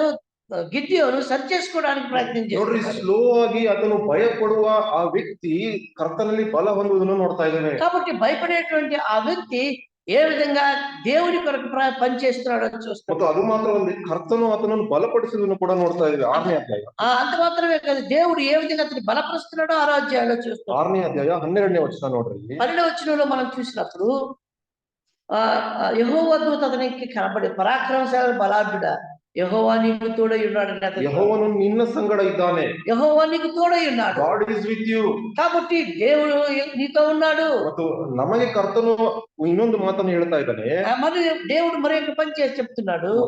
ಯೆರೆಮೀಯನ ಪ್ರವಾದನೆ ಗ್ರಂಥ 1ನೇ ಅಧ್ಯಾಯ 5ನೇ ವಚನ ನೋಡ್ರಿ. కాబట్టి ఇర్మియా గ్రంథం 1వ అధ్యాయం 5వ వచనం చూడండి. ಕರ್ತನು ನಮ್ಮೆಲ್ಲರನ್ನು ಉದ್ದೇಶಿಸಿ ಒಂದು ಶ್ರೇಷ್ಠವಾದ ವಾಗ್ದಾನ ನಮಗೂ ಕೂಡ ಕೊಟ್ಟಿದ್ದಾನೆ. దేవుడు మనందరి గురించి ఉద్దేశించి ఒక శ్రేష్టమైన మాటను చెప్తున్నాడు.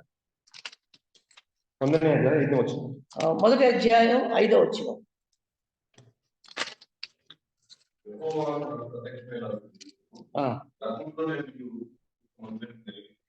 ನೀವು ಧರ್ಮವನ್ನು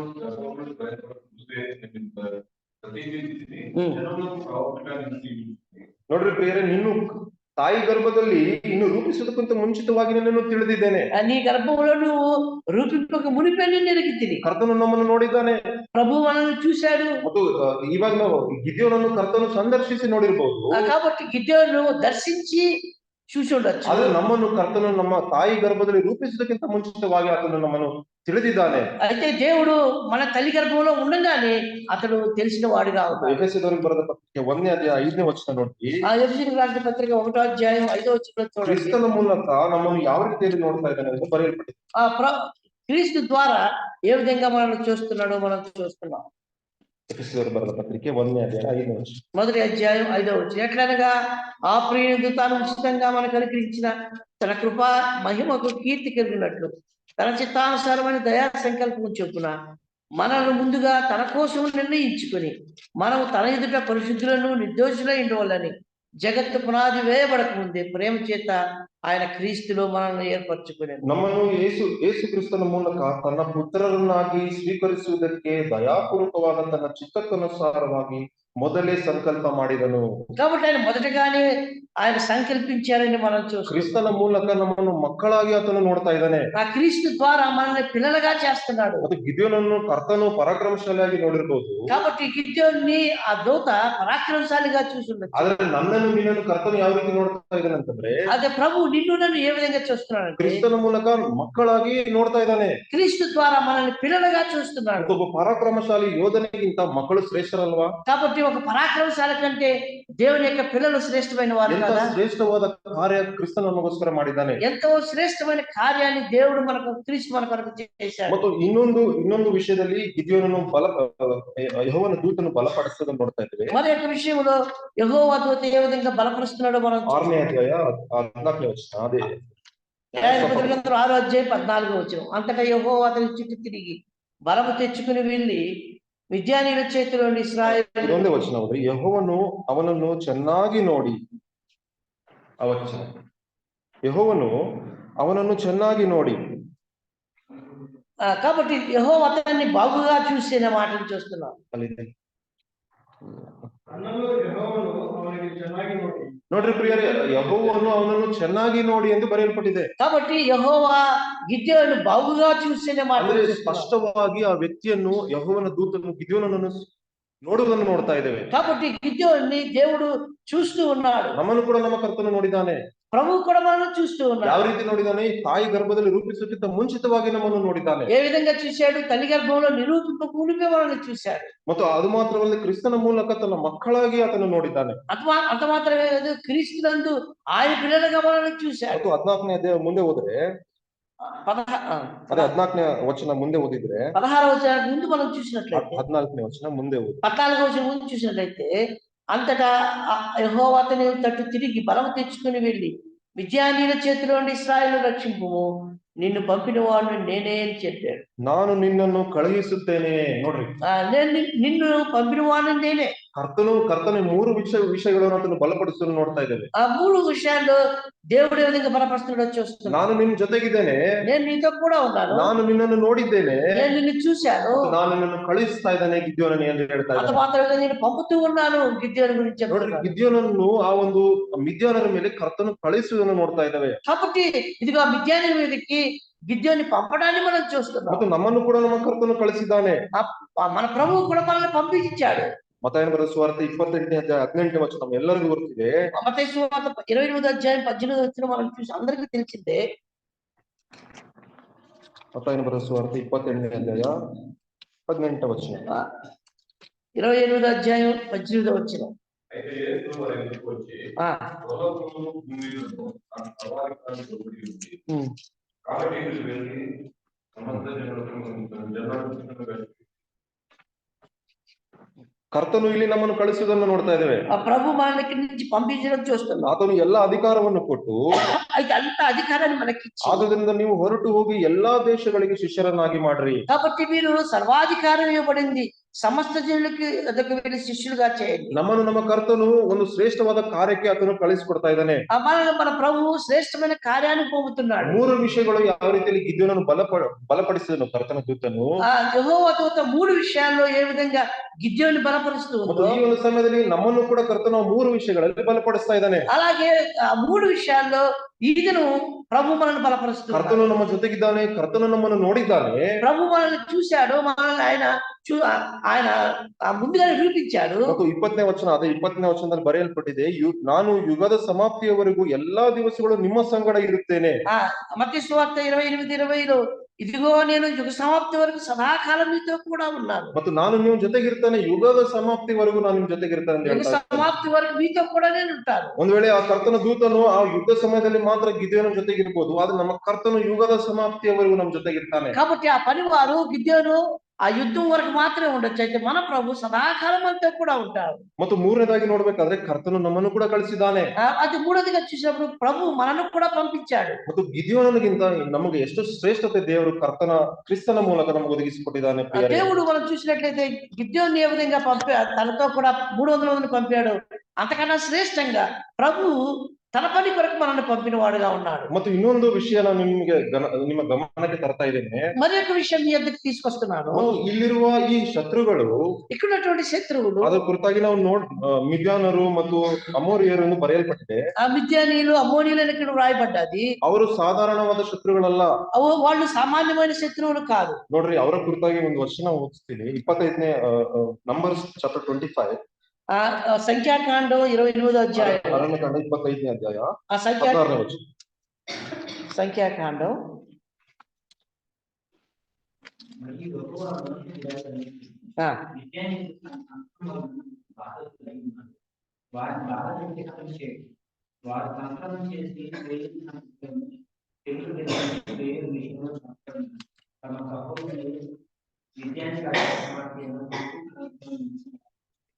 ಸಾಕು ಬ್ರದರ್, ಥ್ಯಾಂಕ್ ಯು. ಅಲ್ಲಿ ಬರೆಯಲ್ಪಟ್ಟಿದೆ ಮಿದ್ಯಾನರು, ಆ ಮಿದ್ಯಾನರ ಕುರಿತಾಗಿ ಬರೆಯಲ್ಪಟ್ಟಿದೆ ಅವ್ರ ಯಾವ ರೀತಿಯಲ್ಲಿ ಇದ್ದಾರೆ ಎಂದು. అక్కడ మిద్యానీయుల గురించి వ్రాయబడ్డది.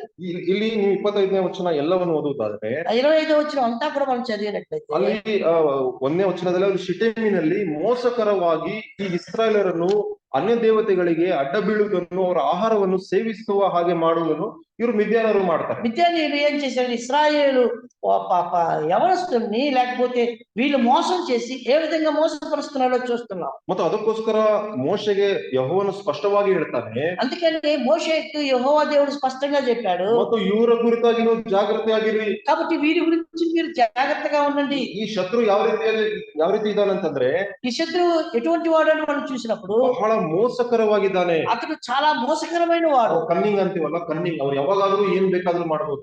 కాబట్టి కన్నింగ్ అంటాం కదా, అలాగే ఎప్పుడైనా ఏ విధంగా చేస్తాడో తెలియదు. ಮತ್ತು ಗಿದ್ಯೋನನ ಮುಂದೆ ಇರುವಂತ ಈ ಬಹುಸಂಖ್ಯಾತ ವೈರಿಗಳು ಯಾವ ರೀತಿಯಲ್ಲಿ ಇದ್ದಾರೆ ಅಂದ್ರೆ, ಅವ್ರು ಯಾವ ಸಮಯದಲ್ಲಾದ್ರೂ ಅವ್ರ ಮೇಲೆ ಯುದ್ಧಕ್ಕೆ ಬರಬಹುದು. కాబట్టి అనేక వేల మంది శత్రు సైన్యాలు ఉంటూ ఉండగా ఎప్పుడు గిద్యోని మీదకి యుద్ధానికి వస్తారో తెలియనటువంటి పరిస్థితి. ಮತ್ತು ಆ ಒಂದು ಬರೆಯಲ್ಪಟ್ಟಿದ್ದಲ್ಲ, ಪೆಗೋರನ ಬಾಳದ ಆ ಒಂದು ಸ್ಥಳದಲ್ಲಿ ಬಹಳ ಜನ ಇಸ್ರಾಯೇಲರು ಸತ್ತು ಹೋಗುವುದನ್ನು ಕೂಡ ನೋಡ್ತಾ ಇದ್ದೇವೆ. కాబట్టి మనం చూసినట్లయితే ఆ అరణ్యంలో అనేక మంది చనిపోయినట్లుగా మనం చూస్తున్నాం. ಯಾದಕ್ಕೋಸ್ಕರ ಅಂದ್ರೆ ಅವರು ಆ ವಿಗ್ರಹದ ಇಟ್ಟಿರುವ ಆಹಾರವನ್ನು ಮತ್ತು ಅವರಿಗೆ ಸಾಷ್ಟಾಂಗ ನಮಸ್ಕಾರ ಬೀಳುವುದರ ಮೂಲಕ ಕರ್ತನಿಗೆ ಕೋಪವನ್ನು ಎಬ್ಬಿಸಿ ಅಲ್ಲಿ ವ್ಯಾಧಿ ಹುಟ್ಟುವುದನ್ನು ನೋಡ್ತಾ ಇದ್ದೇವೆ. కాబట్టి ఇదిగో విగ్రహాలకు పెట్టింది ఇది దేవుని ప్రజలు తినడం ద్వారా అతడు అనేక వేల మందిని ఏ విధంగా సంహరించాడో చూస్తున్నాం. ಅಂತ ವೈರಿ ಇವಾಗ ಎದುರಾಗಿ ಬರುವುದನ್ನು, ಗಿದ್ಯೋನನ ವಿರುದ್ಧವಾಗಿ ಮತ್ತು ಇಸ್ರಾಯೇಲರ ವಿರುದ್ಧವಾಗಿ ಬಂದಿರುವುದನ್ನು ನೋಡ್ತಾ ಇದ್ದೇವೆ. అటువంటి శత్రువు ఇప్పుడు గిద్యోనికి ఇశ్రాయేలు విరోధంగా రావడానికి చూస్తున్నాం. ಮತ್ತೆ ಆತನಿಗೆ ಭಯ ಇರುವುದಿಲ್ಲ, అతనికి భయం ఉండదా? ಇದ್ದೇ ಇರುತ್ತದೆ ಪ್ರಿಯರ. ನಮ್ಮ ಮುಂದೆ ಅಂತ ಶತ್ರು ಬರುವುದಾದ್ರೆ, కాబట్టి అటువంటి శత్రువు మన ముందుకు వచ్చినప్పుడు భయం ఉండే ఉంటాడు. ಅದಕ್ಕೋಸ್ಕರ ಇನ್ನೊಂದು ವಚನವನ್ನು ಪೌಲನು ಹೇಳ್ತಾ ಇದ್ದಾನೆ. అందుకని పౌలు ఒక వచనాన్ని చెప్తున్నాడు. ಎಫೆಸದವರಿಗೆ ಬರೆದ ಪತ್ರಿಕೆ 6ನೇ ಅಧ್ಯಾಯ 12ನೇ ವಚನ. ఎఫెసీయులకు రాసిన పత్రిక 5వ అధ్యాయం 12వ వచనంలో, 6ನೇ అధ్యాయ 12ನೇ వచನ, 6వ అధ్యాయం 12వ వచనం మనం చూసినప్పుడు, ఏదైనా మనం పోరాడినది శత్రువులతో కాదు కానీ ప్రధానులతోనూ అధికారులతోనూ ప్రస్తుత అంధకార సంబంధులకు లోకనాథులతోనూ ఆకాశ మండలమందున దురాత్మ సమూహంతోనూ పోరాడుచున్నాం. ಮತ್ತು ನಮ್ಮ ಹೋರಾಟ ಇವಾಗಿನ ಹೋರಾಟ ಯಾವ ರೀತಿಯಲ್ಲಿದೆ ಅಂತಂದ್ರೆ ಪ್ರತ್ಯಕ್ಷವಾಗಿ ಕಾಣುವಂತ ಶತ್ರುಗಳ ಮೇಲೆ ಇರದೇ ಇರಬಹುದು. కాబట్టి ఈ దినాల్లో మనం పోరాడేది ఆ ప్రత్యక్షంగా కనబడే శత్రువుల మీద ಆದ್ರೆ కాకపోవచ్చు. ಮೋಸಕರವಾದ ಸೈತಾನನ ವ್ಯಕ್ತಿಗಳ ಮತ್ತು ಅವರಿಗಿರುವಂತಹ ಸ್ಕೀಮ್ಸ್ ಅನ್ನು ನಾವು ಫೇಸ್ ಮಾಡ್ತಾ ಇದ್ದೇವೆ. కాబట్టి ఇదిగో మోసకరమైనటువంటి శత్రువైనటువంటి సాతాను అతి కుతంత్రాన్ని మనం వాటిని ఎదుర్కోవాల్సిన వారంగా ఉన్నాం. ಮತ್ತು ಯಾವ ರೀತಿಯಲ್ಲಿ ಈ ಗಿದ್ಯೋನನ್ನು ಬಲ ಹೊಂದಿ ಕರ್ತನ ಕಾರ್ಯಗಳನ್ನು ಆತನು ಬಲ ಹೊಂದುತ್ತಾ ಇದ್ದನು, ನಾನು ನೀವುಗಳು ಮತ್ತು ಈ ವೈರಿಯನ್ನು ಶತ್ರು ಹಾಕುವ ಎಲ್ಲ ಬಲೆಗಳನ್ನು ಎದುರಿಸಲು ನಾವು ಕೂಡ ಬಲವುಳ್ಳವರಾಗಿರ್ಬೇಕು. కాబట్టి శత్రువుల నుంచి కాపాడబడడానికి ఏ విధంగా అతడు బలం పొంది వారు వేసేటువంటి బాణాల నుంచి తప్పించుకుంటున్నాడు. ನಾವೆಲ್ಲರೂ ಯುದ್ಧರಂಗದಲ್ಲಿ ನಾವು ಇವಾಗ ಇದ್ದೇವೆ. మనమందరం కూడా యుద్ధ రంగంలో ఉన్నాం. ಪ್ರತಿದಿನ ಯಾವುದೋ ಒಂದು ಹೋರಾಟ ಪ್ರತಿಯೊಬ್ಬರ ಜೀವಿತದಲ್ಲಿ ಇರುವುದು ಸಾಧಾರಣವಾಗಿರ್ತದೆ. కాబట్టి ప్రతి ఒక్కరి జీవితంలో యుద్ధంలో ఏదో ఒక రకంగా పోరాటంలో ఉంటా ఉన్నాం. ಅದು ಒಂದು ಶೋಧನೆ ಆಗಿರ್ಬೋದು, అది శోధన అయి ఉండొచ్చు, ಹೊರಗಿನ ವ್ಯಕ್ತಿಗಳ ಮೂಲಕ ಆಗಿರ್ಬೋದು, బయట నుంచి వచ్చినటువంటి వ్యక్తుల గురించి అయి ఉండొచ్చు, ಮತ್ತು ಯಾವುದೇ ಕಾರ್ಯ ನಮ್ಮನ್ನು ಎದುರಿಸಿ ಬರ್ತಾ ಇರ್ಬೋದು. ఏదో ఒక రీతిగా మనల్ని ఎదిరించే కారణం ఉంటూ ఉంది. ಇಲ್ಲಿ ಕುಂತಿರುವ ಪ್ರತಿಯೊಬ್ಬೊಬ್ಬರು ಯುದ್ಧರಂಗದಲ್ಲಿ ನಾವು ಇದು ವಾಸ್ತವವಾದ ಸನ್ನಿವೇಶ ಇದಾಗಿದೆ. కాబట్టి ఇక్కడ కూర్చున్న ప్రతి ఒక్కరు కూడా యుద్ధ వాతావరణంలో ఏదో విధంగా ఉన్నటువంటి వారు. ನಮ್ಗೆಲ್ಲರಿಗೂ ಗೊತ್ತಿದೆ ಗಿದ್ಯೋನನು ಅದರ ಹಂತವಾಗಿ ಆತನು ಪರಾಕ್ರಮಶಾಲಿಯಾದ ಹೆಸರಿಗೆ ತಕ್ಕ ಹಾಗೆ ಆತನು ಬಹಳ ದೊಡ್ಡ ಜಯವನ್ನು ಕರ್ತನು ಕೊಡುವುದನ್ನು ನೋಡ್ತಾ ಇದ್ದೇವೆ. కాబట్టి పేరుకు తగ్గట్లుగానే పరాక్రమశాలి అయినటువంటి గిద్యోను అతను ఏ విధంగా స్టేజ్ బై స్టేజ్ వారిని హతం చేస్తున్నాడో చూస్తున్నాం. ನೋಡ್ರಿ ಪ್ರಿಯರೇ, ಆತನು ಯುದ್ಧಕ್ಕೆ ಹೋಗುವಾಗ చూడండి ప్రియులారా, అతను యుద్ధానికి పోయినప్పుడు ಒಂದು ವಚನ ಓದಿ. కొన్ని వచనాలు చూడండి. 7ನೇ ಅಧ್ಯಾಯ 16ನೇ ವಚನ. 7వ అధ్యాయం 16వ వచనం. ఆ 300 మందిని 3 గుంపులు చేసి బోరను వట్టి కుండను ఆ కుండలో దివిటీలను ప్రతి వాని చేతికి ఇచ్చి వారికి ఇట్లేదు. ಆ 300 ಮಂದಿಯನ್ನು 3 ಗುಂಪಾಗಿ ಮಾಡಿ ಪ್ರತಿಯೊಬ್ಬನ ಕೈಯಲ್ಲಿ ಕೊಂಬನ್ನು ಉರಿಯುವ ಪಂಜಡಗಿರುವ ಬರಿಕೊಡವನ್ನು ಕೊಟ್ಟನು. ನೋಡ್ರಿ ಪ್ರಿಯರೇ, 3 ಸಂಗತಿಗಳನ್ನು, ಆ 3 ವಸ್ತುಗಳನ್ನು ಅಥವಾ 3 ಕಾರ್ಯಗಳನ್ನು ಗಿದ್ಯೋನನು ಅವರ ಕೈ ಕೊಡ್ತಾ ಇದ್ದಾನೆ. కాబట్టి ఆ 3 గుంపులు చేసినటువంటి వారికి ఆ 3 వస్తువులు ఇచ్చి ఏ విధంగా పోరాడాలో చెప్తున్నాడు. ಮತ್ತು ನೀನು ಯುದ್ಧದಲ್ಲಿ ನೀನು ಹೋಗಬೇಕಾದ್ರೆ, ಶತ್ರುವನ್ನು ನೀನು ಮೋಸಕರವಾದ ಶತ್ರುವನ್ನು ಜಯಿಸಬೇಕಾದ್ರೆ ನಮ್ಮಲ್ಲಿ ಕೂಡ ಈ 3 ಸಂಗತಿಗಳು ಆ ಒಂದು ಇರಬೇಕು. కాబట్టి శత్రువులను మనం జయించాలంటే, మోసకరమైన శత్రువులను జయించాలంటే ఈ 3 కార్యాలు చేయాలి. ಮೊಟ್ಟಮೊದಲನೇದಾಗಿ ಕೊಂಬು ಅಥವಾ ಟ್ರಂಪೆಟ್ ಅಂತೀವಲ್ಲ. కాబట్టి మొట్టమొదటిగా బోర్ ఉండాలి. ಮತ್ತು ಅದು ಆ ಒಂದು ಟ್ರಂಪೆಟ್ ಅಥವಾ ಒಂದು ಕೊಂಬು ಯಾವುದಕ್ಕೆ ಸಾದೃಶ್ಯವಾಗಿದೆ ಅಂತಂದ್ರೆ, కాబట్టి ఆ బోర దేనికి సాదృశ్యంగా ఉన్నది? ಮತ್ತು ನನ್ನ ನಿನ್ನ ಜೀವಿತ ಅಥವಾ ಟೆಸ್ಟ್ ಮನಿ ಸಾಕ್ಷಿ ಜೀವಿತಕ್ಕೆ ಸಾದೃಶ್ಯವಾಗಿದೆ. కాబట్టి నీ నా యొక్క జీవితం సాక్ష్యానికి సంబంధంగా ఉంది. ಮತ್ತು ನನ್ನ ನಿನ್ನ ಸಾಕ್ಷಿ ಯಾವ ರೀತಿಯಲ್ಲಿದೆ? మనకు నీ నా సాక్షి ఎలాగా ఉంది? ನೋಡ್ರಿ ಪ್ರಿಯ, ಸಭೆಯಲ್ಲಿ ನಾನು ನಿಂತು ನನ್ನ ಕುರಿತಾಗಿ ನಾನು ಸಾಕ್ಷಿ ಹೇಳ್ಬೋದು. కాబట్టి సంఘంలో నిలబడుకొని నా గురించి నేను సాక్ష్యం చెప్పొచ్చు. ಮತ್ತು ನಾನು ಸ್ವಲ್ಪ ಎಕ್ಸ್ಟ್ರಾ ಹೇಳ್ಬೋದು ಇನ್ನು. కాబట్టి ఇంకా ఎక్కువగా చెప్పొచ్చు. ಆದ್ರೆ ನನ್ನ ನಿನ್ನ ಸಾಕ್ಷಿ ಯಾರು ತಿಳಿದಿದ್ದಾರೆ ಅಂತಂದ್ರೆ, కాబట్టి నీ నా సాక్షి ఎవరికి తెలుసు అంటే ಕರ್ತನಿಗೆ ತಿಳಿದಿದೆ, ప్రభువుకు తెలుసుంటది, ನಮ್ಮ ಮನೆಯವರಿಗೆ ಎಲ್ಲರಿಗೂ ತಿಳಿದಿರ್ತದೆ, మన ఇంట్లో వాళ్ళకి తెలుసుంటది, ಮತ್ತೆ ನಮ್ಮ ಜೊತೆಗಿರುವ ಸನ್ನಿಹಿತರಿಗೆ ಚೆನ್ನಾಗಿ ತಿಳಿದಿರ್ತದೆ. మనతో ఉన్నటువంటి సన్నిహితుడికి బాగా తెలుసు. ಅದಕ್ಕೋಸ್ಕರ ನನ್ನ ಸಾಕ್ಷಿನ ಹೇಳೋದಕ್ಕಿಂತ ಹೆಚ್ಚಾಗಿ ಇತರರನ್ನ ಕುರಿತಾಗಿ ಯಾವ ರೀತಿ ಸಾಕ್ಷಿ ಇದೆ. కాబట్టి నా సాక్షి నేను చెప్పేదానికన్నా ఇతరులు నా గురించి ఎటువంటి సాక్ష్యం చెప్తారు? ನಮ್ಮ ಯೇಸು ಕ್ರಿಸ್ತನು ಮಾದರಿಯಾಗಿದ್ದಾನೆ. కాబట్టి మన ప్రభు యేసు క్రీస్తు సాక్షి ఆయన మాదిరికరంగా ఉన్నాడు. ಒಂದು ವಚನವನ್ನು ಓದ್ರಿ, ಮತ್ತಾಯನ ಬರೆದ ಸುವಾರ್ತೆ 17ನೇ ಅಧ್ಯಾಯ. ಆತನ ಸಾಕ್ಷಿ ಎಷ್ಟು ಶ್ರೇಷ್ಠವಾಗಿದೆ ಅಂತಂದ್ರೆ, కాబట్టి 17వ అధ్యాయం మత్తయి సువార్త ఆయన సాక్ష్యం ఎట్లాగా ఉందో చూసినప్పుడు 17ನೇ ಅಧ್ಯಾಯ 5ನೇ ವಚನ. 17వ అధ్యాయం 5వ వచనం. Matthew 17:5.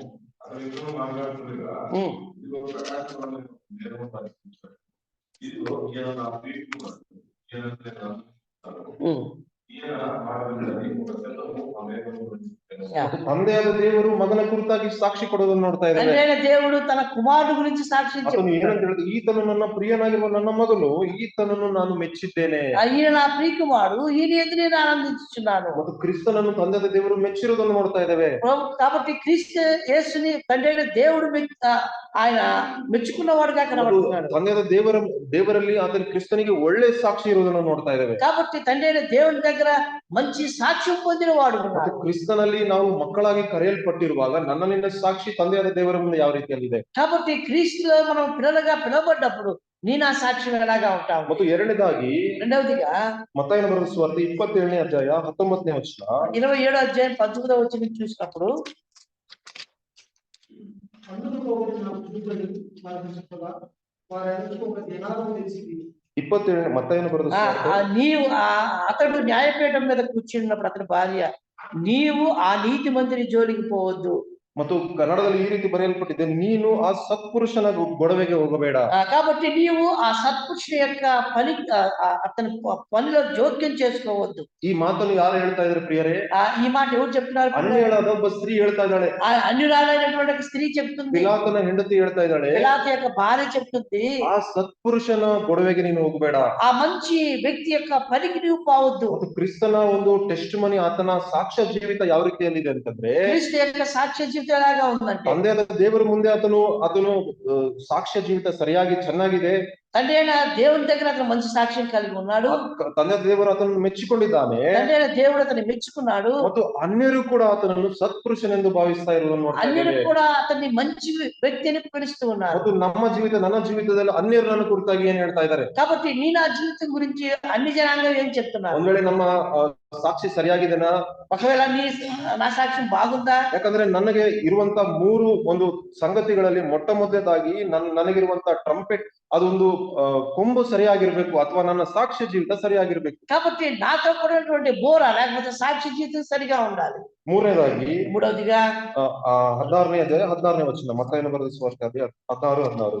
ఇదే మత్తయి సువార్త 16:16లో ಪೇತ್ರನು ಶ್ರೇಷ್ಠವಾದ ಸಾಕ್ಷಿಯನ್ನು ಹೇಳ್ತಾನೆ. పేతురు శ్రేష్టమైన మాట చెప్తున్నాడు.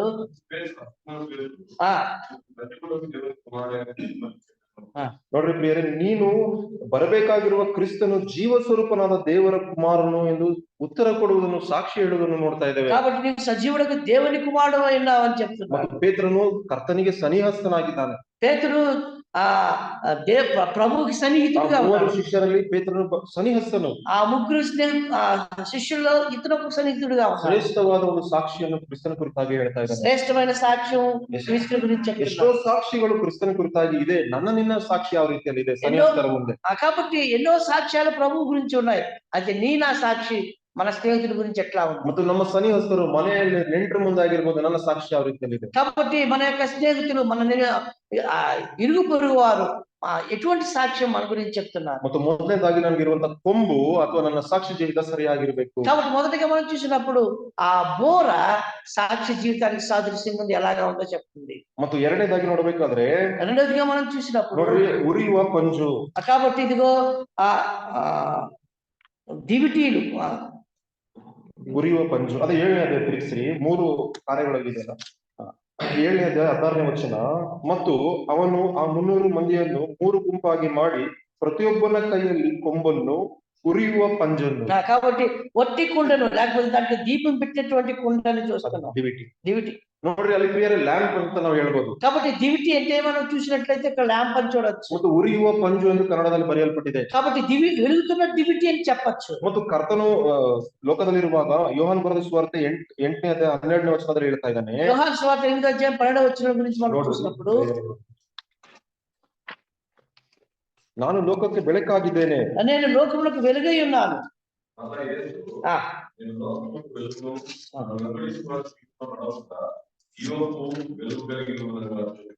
ಮತ್ತು ನಾನು ಲೋಕಕ್ಕೆ ಬೆಳಕು, ನನ್ನನ್ನು ಅನುಸರಿಸುವವನು ಕತ್ತಲೆಯಲ್ಲಿ ನಡೆದೆ ಜೀವ ಕೊಡುವ ಬೆಳಕನ್ನು ಹೊಂದಿರುವನಾಗಿರುವನು ಎಂದು ಹೇಳಿದನು. మరలా యేసు, నేను లోకమునకు వెలుగును, నన్ను వెంబడించేవాడు చీకట్లో నడవక జీవపు వెలుగు కలిగి ఉన్నాడని చూస్తున్నాం. ಮತ್ತು ಕ್ರಿಸ್ತನು ಎರಡನೇದಾಗಿ ಬೆಳಕು, ಅದು ಉರಿಯುವ ಪಂಜ ಅಂದ್ರೆ ಕ್ರಿಸ್ತನಿಗೆ ಹೋಲಿಕೆ ಆಗಿದೆ ಅದು. కాబట్టి రెండవదిగా మనము వెలుగుతున్న దివిటి అంటే క్రీస్తుకి సాదృశ్యంగా. ಕ್ರಿಸ್ತನು ನನ್ನ ಜೀವಿತದಲ್ಲಿ ಆತನಿದ್ದಾನ. కాబట్టి క్రీస్తు నా యొక్క జీవితంలో ఉన్నాడా? ಆತನ ಬೆಳಕು ನನ್ನಲ್ಲಿ ಪ್ರಕಾಶಿಸ್ತಾ ಇದೆನಾ? కాబట్టి ఆ వెలుగులో నేను ప్రకాశిస్తూ ఉన్నానా? ಅಥವಾ ಕತ್ತಲೆಯಲ್ಲೇ ನಡೀತಾ ಇದೆನಾ? లేకపోతే చీకట్లోనే నడుస్తున్నాను? ಕರ್ತನಲ್ಲಿ ಕೆಳಗೆ ಹೇಳ್ತಾ ಇದ್ದಾನೆ, ಒಂದ್ ವೇಳೆ ನನ್ನ ಬೆಳಕು ನಿಮ್ಮಲ್ಲಿ ಇರುವುದಾದ್ರೆ ನೀವು ಕತ್ತಲೆಯಲ್ಲಿ ನಡೀತಾ ಇಲ್ಲ ಅಂತ ಹೇಳ್ತಾ ಇದ್ದಾನೆ. కాబట్టి నా వెలుగు నీలో ఉన్నట్లయితే నీవు చీకట్లో నడువు అని చెప్తున్నాడు. ಮತ್ತು ಇನ್ನೊಂದು ವಚನ, ಮತ್ತಾಯನ ಬರೆದ ಸುವಾರ್ತೆ 5:14. మత్తయి సువార్త 5వ అధ్యాయం 16వ వచనం ನಮ್ಮ ಕುರಿತಾಗಿ ಹೇಳ್ತಾ ಇದ್ದಾನೆ, ನೀನು ಲೋಕಕ್ಕೆ ಬೆಳಕಾಗಿದ್ದಿ. కాబట్టి మన గురించి చెప్తున్నాడు, మనుషులు మీ సత్క్రియలను చూసి పరలోకమందున మీ తండ్రిని మహిమపరిచినట్లు వారి ఎదుట మీ వెలుగు ప్రకాశింపనీయుడి. ನಿನ್ನ ಬೆಳಕು ಪ್ರಕಾಶಿಸಲಿ. మీ వెలుగు ప్రకాశింపనీయుడి. ಮತ್ತು ಎರಡನೇ ಒಂದು ವಸ್ತು ಅಥವಾ ಎರಡನೆಯ ಒಂದು ಸಂಗತಿ ಗಿದ್ಯೋನನ್ನು ತೆಗೆದುಕೊಂಡು ಹೋಗುವುದೇನಂತಂದ್ರೆ ಉರಿಯುವ ಪಂಜು. కాబట్టి రెండవ విషయం చూసినట్లయితే వెలుగుతున్నటువంటి దివిటి. ಮತ್ತು ಅದು ಯಾವುದಕ್ಕೆ ಸಾದೃಶ್ಯವಾಗಿದೆ ಅಂದ್ರೆ ಕರ್ತನು ನಮ್ಮ ಜೊತೆಗೆ ಬರ್ತಾನೆ, ಕರ್ತನೇ ನಮ್ಮ ಜೊತೆಗಿದ್ದಾನೆ ಎಂದು ಸಾದೃಶ್ಯವಾಗಿದೆ. కాబట్టి అది ప్రభువే మనతో కూడా ఉన్నాడు, ప్రభువే మనతో కూడా వెలుగుతున్నాడు. ಅದು ಕರ್ತನು ಬೆಳಕಾಗಿ ನಿಮ್ ಜೊತೆಗೆ ಬರುವಾಗ ఆ ప్రభువే వెలుగై నీతో కూడా ఉన్నప్పుడు ಅಲ್ಲಿ ಕತ್ತಲೆ ಇರುವುದಿಲ್ಲ, ಬೆಳಕಿನಲ್ಲಿ ನಾವು ಆತನು ನಡೆಯುವುದಕ್ಕೆ ಹೋಗ್ತಾನೆ. కాబట్టి చీకటిలో ఉండక వెలుగులో నడిచేవారు. ಮತ್ತು ಮೂರನೇ ಸಂಗತಿ ಏನಂತಂದ್ರೆ మూడవది ఏంటంటే ಅದು ಕುಂಡ, ಪಾಟ್. కాబట్టి ఒట్టి కుండ. ಮೂರನೇದಾಗಿ ಒಂದು ಖಾಲಿಯಾಗಿರುವ ಒಂದು ಪಾತ್ರೆ. కాబట్టి మూడవదిగా ఖాళీగా ఉన్నటువంటి పాత్ర. ಅದು ಎದಕ್ಕೆ ಖಾಲಿ ಇದೆ?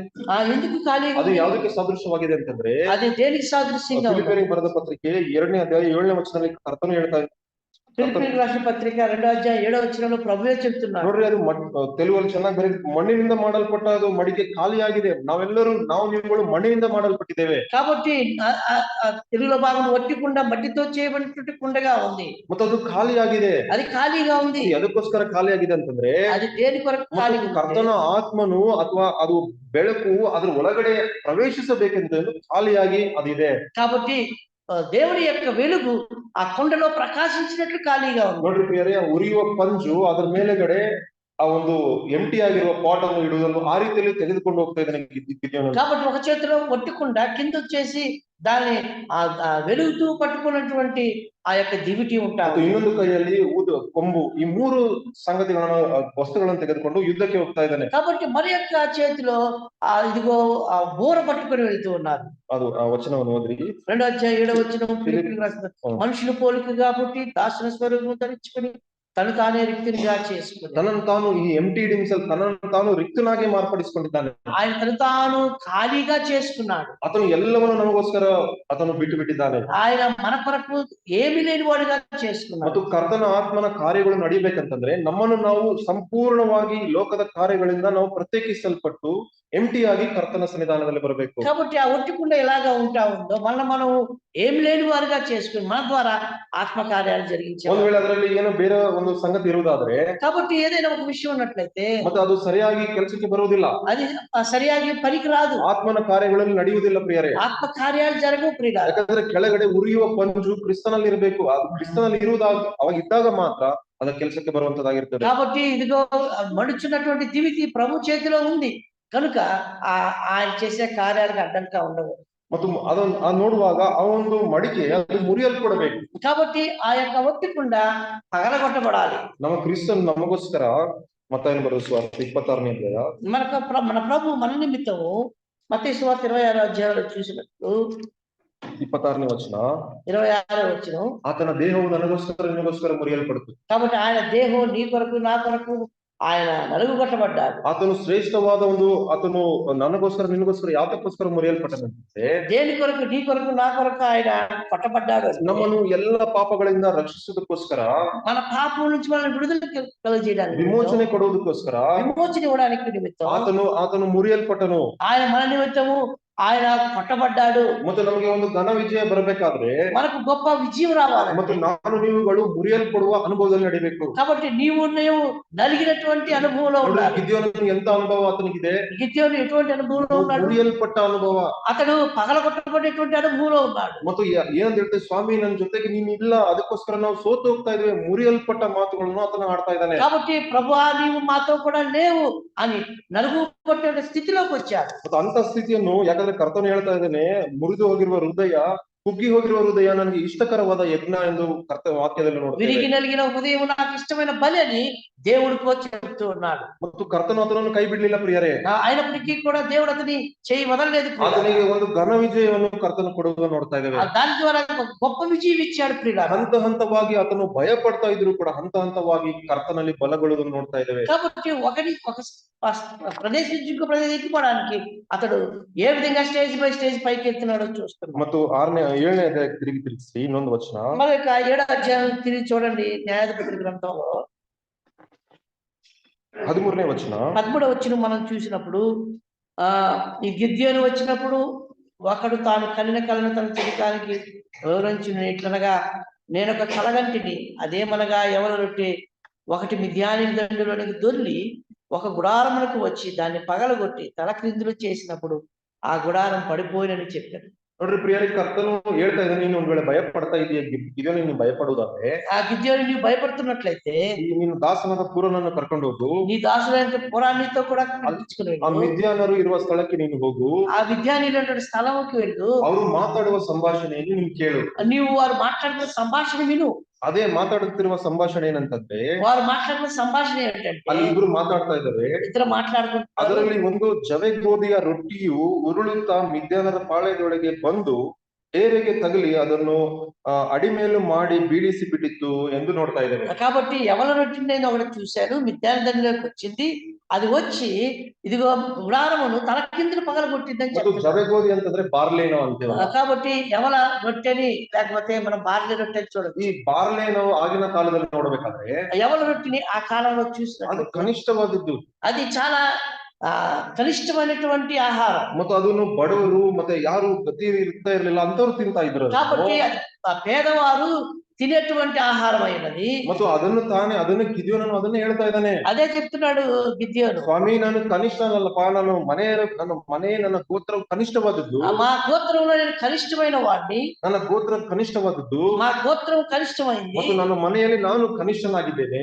నేను నా ఇంట్లో చివరి వాడిని, ಮತ್ತು ನಾನು ಯಾವ ರೀತಿ ನಿನ್ಗೆ ಉಪಯೋಗಕ್ಕೆ ಬರ್ತೇನೆ, నేను ఏ విధంగా నీకు ఉపయోగపడతాను. ಮತ್ತು ಈ ಬಾರ್ಲೆ ಅದೇ ಜವಗೋಧಿ ಅಂತೆ ಆತನ ಜೀವಿತವಿದೆ. కాబట్టి ఎవరి రొట్టెకి సాదృశ్యంగా ఉంటా ఉంది. ಆದ್ರೆ ಕರ್ತನು ಏನ್ ಮಾಡ್ತಾ ಇದ್ದಾನೆ, అదే దేవుడు ఏం చెప్తున్నాడు, ಆ ಒಂದು ರೊಟ್ಟಿಯು ಆ ಜವಗೋಧಿ ಉರುಳಿಕೊಂಡು ಬಂದು ಶತ್ರುವಿನ ಡೇರೆಯನ್ನು ಮುರಿಯುವುದನ್ನು ಕರ್ತನು ಅವರಿಗೆ ಅಲ್ಲಿ ನೋಡ್ತಾ ಇದ್ದೇವೆ. కాబట్టి ఆ ఎవరి రొట్టె దొల్లుకుంటూ వచ్చింది, గుడారాన్ని తలకిందులు చేసిందని చెప్తారు. ಕರ್ತನು ಆತನು ಕೈ ಬಿಡ್ಲಿಲ್ಲ, అయినప్పటికీ కూడా దేవుడు అతన్ని వదలలేదు. ಕರ್ತನು ಒಂದು ಘನ ವಿಜಯವನ್ನು ಆತನು ಕೊಡುವುದನ್ನು ನೋಡ್ತಾ ಇದ್ದೇವೆ. కాబట్టి దేవుడు గిద్యోను ద్వారా ఘన విజయాన్ని ఇస్తున్నాడు. ನೋಡ್ರಿ 22ನೇ ವಚನ, 22వ వచనంలో మనం చూసినప్పుడు ఆ 300 మంది బూరలు ఊదినప్పుడు యెహోవా దండంతటిలోను ప్రతి వాని ఖడ్గమును వాని పొరుగు వాని మీదకి త్రిప్పాను. ಮತ್ತು 21ನೇ ವಚನ ಫಸ್ಟ್ ಓದಿ. వారిలో ప్రతి వాడును తన చోటును దండుని చుట్టూ నిలిచి ఉండగా ఆ దండు వారందరూ పరిగెత్తుచు కేకలు వేయచ్చు పారిపోయి, ಯೆಹೋವನ ಕತ್ತಿ ಗಿದ್ಯೋನ ಕತ್ತಿ ಎಂದು ಕೂಗಿ ಪಾಳೆಯದ ಸುತ್ತಲೂ ತಮ್ಮ ತಮ್ಮ ಸ್ಥಳದಲ್ಲಿ ನಿಂತರು. ಪಾಳೆಯದವರಾದರೂ ಭ್ರಾಂತಿಗೊಳಗಾಗಿ ಓಡಿ ಹೋಗಿ ಪ್ರಾರಂಭಿಸಿದರು. ಆ 300 ಮಂದಿ ಕೊಂಬುಗಳನ್ನು ಊದುತ್ತಿರುವಾಗ ಪಾಳೆಯದಲ್ಲಿ ಒಬ್ಬರನ್ನೊಬ್ಬರು ಹತ ಮಾಡಿಕೊಂಡು ಕೊಳ್ಳುವಂತೆ ಯೆಹೋವನು ಮಾಡಿದನು. ನೋಡ್ರಿ ಪ್ರಿಯರೇ, ಇನ್ನೊಂದು ಒಂದು ಶ್ರೇಷ್ಠವಾದ ಕಾರ್ಯ ಗಿದ್ಯೋನನು ಮಾಡ್ತಾ ಇದ್ದಾನೆ. ఇంకొక శ్రేష్టమైన కార్యాన్ని గిద్యోను చేస్తాడు. ಆತನ ಜೊತೆಗಿರುವ 300 ಮಂದಿಯನ್ನು ಅದು ವಿಂಗಡಿಸಿ, కాబట్టి ఆ 300 మందిని మనం చేర్చి ಅವರೆಲ್ಲ ಒಂದೇ ಕಡೆ ಹೋಗ್ತಾ ಇಲ್ಲ ಪ್ರಿಯರೇ. వారందరూ కూడా ఒక దగ్గరికి వెళ్ళడం లేదు. ಒಬ್ಬ ಶತ್ರುವನ್ನು ನೀನು ಜಯಿಸಬೇಕಾದ್ರೆ శత్రువును జయించాలంటే ಮತ್ತು ಒಂದು ದಂಡಾಗಿ ಸಪರೇಟ್ ಆಗಿ ಮಾಡಲ್ಪಟ್ಟು, కాబట్టి దండుగా వేరుగా చేయబడి, ಮತ್ತು ಆ ರೀತಿಯಲ್ಲಿ ಆ ಶತ್ರು ಮೇಲೆ ಬೀಳುವುದನ್ನು ನೋಡ್ತಾ ಇದ್ದೇವೆ. కాబట్టి వారు ఆ విధంగా వేరైపోయి శత్రు మీద పడుతున్నారు. ಮತ್ತು ನಾವು ಟ್ರಿನಿಟಿ ಅಂತವಲ್ಲ, ತ್ರಿತ್ವವನ್ನು ನಾವು ಇಲ್ಲಿ ನೋಡಬಹುದು ಪ್ರಿಯರೇ. ఇక్కడ మనం చూసినట్టే త్రిత్వాన్ని చూడొచ్చు ప్రియులారా. ಅಲ್ಲಿ 300 ಜನ ಇದ್ದಾರೆ, అక్కడ 300 మంది ఉన్నారు. 3 ಕಾರ್ಯಗಳನ್ನು ಅವರು ತೆಗೆದುಕೊಂಡು 3 ಸಂಗತಿಗಳನ್ನು ವಸ್ತುಗಳನ್ನು ತೆಗೆದುಕೊಂಡು ಹೋಗ್ತಾ ಇದ್ದಾರೆ. 3 ವಸ್ತುవులు తీసుకెళ్తున్నారు. ಮತ್ತು 3 ಗುಂಪಾಗಿ ಅವರು ನೋಡ್ತಾ ಇದ್ದೇವೆ. 3 ಗುಂಪುలుగా వారు ఏర్పాటు చేయబడ్డారు. ಮತ್ತು ನಮ್ಮ ಸಭೆಯಲ್ಲಿ ನಮ್ಮ ಜೀವಿತದಲ್ಲಿ ತ್ರಿತ್ವ ಬಹಳ ಪ್ರಾಮುಖ್ಯವಾದದ್ದು ಪ್ರಿಯರೇ. కాబట్టి మన యొక్క జీవితంలో కూడా త్రిత్వం చాలా ప్రాముఖ్యమైనది. ಮತ್ತು ಅವರು 3 ಒಬ್ಬರಾಗಿದ್ರು ಕೂಡ, వారు అంత ఒకటిగా ఉన్నప్పటికీ కూడా, ಆದರೂ ಕೂಡ ತ್ರಿತ್ವವನ್ನು ಪ್ರತ್ಯೇಕಿಸಲು ಈ ಕಾರ್ಯವನ್ನು ಕರ್ತನು ಮಾಡಿಸ್ತಾ ಇದ್ದಾನೆ. వారు త్రిత్వంగా వారు ఏ విధంగా ప్రత్యేకమైన పనులు చేస్తున్నారో చూస్తున్నారు. ಮತ್ತು ಇನ್ನೊಂದು ಶ್ರೇಷ್ಠವಾದ ಕಾರ್ಯ, ಅವರು ಒಂದು ಘೋಷಣೆಯನ್ನು ಕೂಗುವುದನ್ನು ನೋಡ್ತಾ ಇದ್ದೇವೆ. ఏ విధంగా వారు పెద్దగా కేకలు వేస్తున్నారు, కేకలు కూడా వింటున్నాం. ಮತ್ತು ಪ್ರೊಕ್ಲಮೇಶನ್ ನಾವು ಅಂತೀವಲ್ಲ, కాబట్టి మనం ప్రకటించడం అని ಒಬ್ಬ చెప్తాం. ವೈರಿಯನ್ನು ನೀನು ಜಯಿಸಬೇಕಾದ್ರೆ ఒక శత్రువును నువ్వు జయించాలంటే ಆ ವೈರಿಯ ವಿರುದ್ಧವಾಗಿ ಅದನ್ನು ನೀನು ಕನ್ಫೆಸ್ ಮಾಡಿದಾಗ ಮಾತ್ರ ನಿನಗೆ ಜಯ ಬರುವಂತದ್ದಾಗಿರ್ತದೆ. కాబట్టి ఆ శత్రువు గురించి నువ్వు ప్రకటించినప్పుడే నీకు జయం వచ్చేదిగా ఉంది. ನೋಡ್ರಿ ಯಾರು ಏನಂತ ಅವರು ಹೇಳ್ತಾ ಇದಾರೆ ಅಂತಂದ್ರೆ, ఆ శత్రువు గురించి ఏం చెప్తున్నారంటే, ಅವರು ಏನು ಹೇಳ್ತಾ ಇದಾರೆ, వాళ్ళు ఏమని అర్థిస్తున్నారంటే, ಯೆಹೋವನ ಕತ್ತಿ ಗಿದ್ಯೋನನ ಕತ್ತಿ. ఆ యెహోవా ఖడ్గము గిద్యోను ఖడ్గం. ಮತ್ತೆ ವಾಸ್ತವವಾಗಿ ಗಿದ್ಯೋನನು ಕತ್ತಿ ತೆಗೆದುಕೊಂಡು ಹೋಗಿದಾನ ಇಲ್ಲ?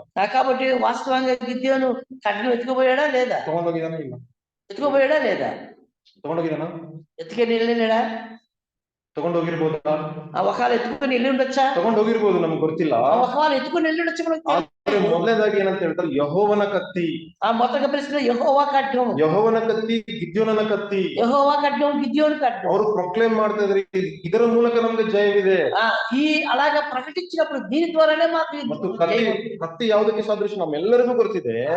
కత్తి దేనికి సాదృశ్యం ఉందంటే ಕರ್ತನ ವಾಕ್ಯ ಪರಿಶುದ್ಧ ಲೇಖನಕ್ಕೆ ಅದು ಸಾದೃಶ್ಯವಾಗಿದೆ. దేవుని వాక్యానికి పరిశుద్ధ లేఖనాలకు సాదృశ్యంగా ఉంది. ಮತ್ತು ಈ ಒಂದು ವೈರಿಯ ಮೇಲೆ ನೀನು ಗೆಲ್ಲಬೇಕಾದ್ರೆ ಕರ್ತನ ವಾಕ್ಯಗಳನ್ನು ಉಪಯೋಗಿಸುವಾಗ ಅದು ಶ್ರೇಷ್ಠ ಘನ ಜಯ ನಮ್ಗೆ ಆಗ್ತದೆ ಪ್ರಿಯರೇ. శత్రువు మీద నీవు విజయం సాధించాలంటే నీ దగ్గర ఇదిగో ఖడ్గం ఉండాలి పిల్లలు, అప్పుడు ఘన విజయంతో సాధిస్తాం. ಮತ್ತು ಅದು ನಿನ್ನ ಒಂದು ಖಡ್ಗ ಇರಬಹುದು, ಆದ್ರೆ ಯೆಹೋವನ ಖಡ್ಗ ಬಹಳ ಪ್ರಾಮುಖ್ಯವಾದದ್ದು. కాబట్టి నీ దగ్గర ఖడ్గం ఉండొచ్చు, అయితే అదే సమయంలో దేవుని యొక్క ఖడ్గం కూడా నీతో ఉండాలి. ನೋಡ್ರಿ ಪ್ರಿಯರೇ, ಈ ಮೂಲಕ ಆತನು ಗಿದ್ಯೋನನು ಬಹಳ ಶ್ರೇಷ್ಠವಾದ ಜಯವನ್ನು ಹೊಂದ್ಕೊಳ್ತಾನೆ. ఈ విధంగా గిద్యోను ఒక భయంకరమైనటువంటి శ్రేష్టమైన విజయాన్ని సాధిస్తున్నాడు. ಈತನಲ್ಲಿರುವುದು ಬರೇ 300 ಜನ.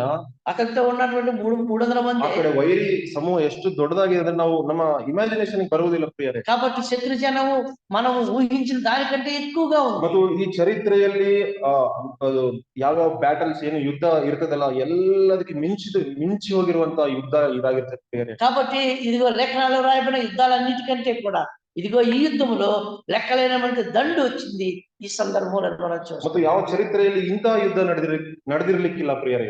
ఎటువంటి చరిత్రలో కూడా ఇటువంటి యుద్ధం జరగలేదు ప్రియులారా. ಅಂತ ಒಂದು ಯುದ್ಧದಲ್ಲಿ ಒಂದು ಘನ ಜಯವನ್ನು ಗಿದ್ಯೋನನು ಹೊಂದಿಕೊಳ್ತಾನೆ. అటువంటి యుద్ధంలో ఘన విజయం సాధించిన వాడు ಗಿದ್ಯೋನನು ಮಾತ್ರವಲ್ಲ, ಅವ್ರ ಜೊತೆಗಿರುವ 300 ಮಂದಿ ಅವರು ಜಯವನ್ನು ಹೊಂದುತ್ತಾರೆ ಪ್ರಿಯರೇ. గిద్యోను మాత్రం కాదు, గిద్యోనుతో కూడా 300 మందిని చూస్తాం. ಮತ್ತು ನಾನು ಪ್ರಾರಂಭದಲ್ಲಿ ಹೇಳಿದೆ, ಗಿದ್ಯೋನು ನಮ್ಮ ಜೀವಿತಕ್ಕೆ ಸಾದೃಶ್ಯವಾಗಿದ್ದಾನೆ. కాబట్టి ప్రారంభంలో మీతో చెప్తూ వచ్చాను, గిద్యోను మనకు సాదృశ్యం. ಮತ್ತು ಆ 300 ಜನ ನಾವು ಇಲ್ಲಿ ಕೂತಿರುವ ಪ್ರತಿಯೊಬ್ಬರಿಗೆ ಸಾದೃಶ್ಯವಾಗಿದ್ದಾನೆ. ఆ 300 మంది ఇదిగో ఇక్కడ కూర్చున్నటువంటి సంఘానికి సాదృశ్యం.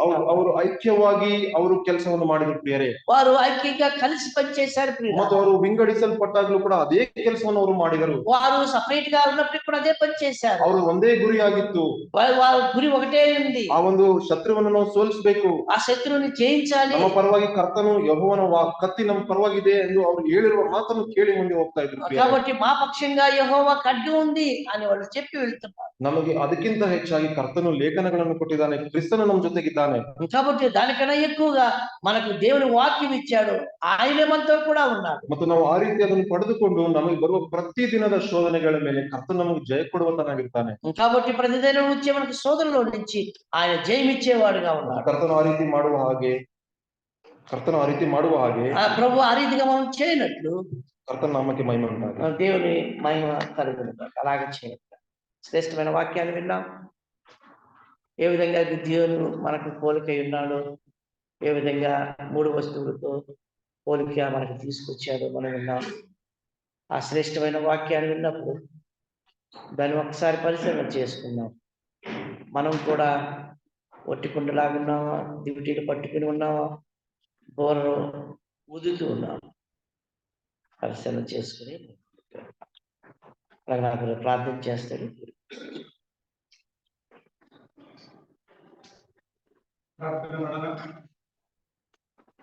ಕೃಪಾ ಸತ್ಯ ಸಂಪೂರ್ಣ ತಂದೆ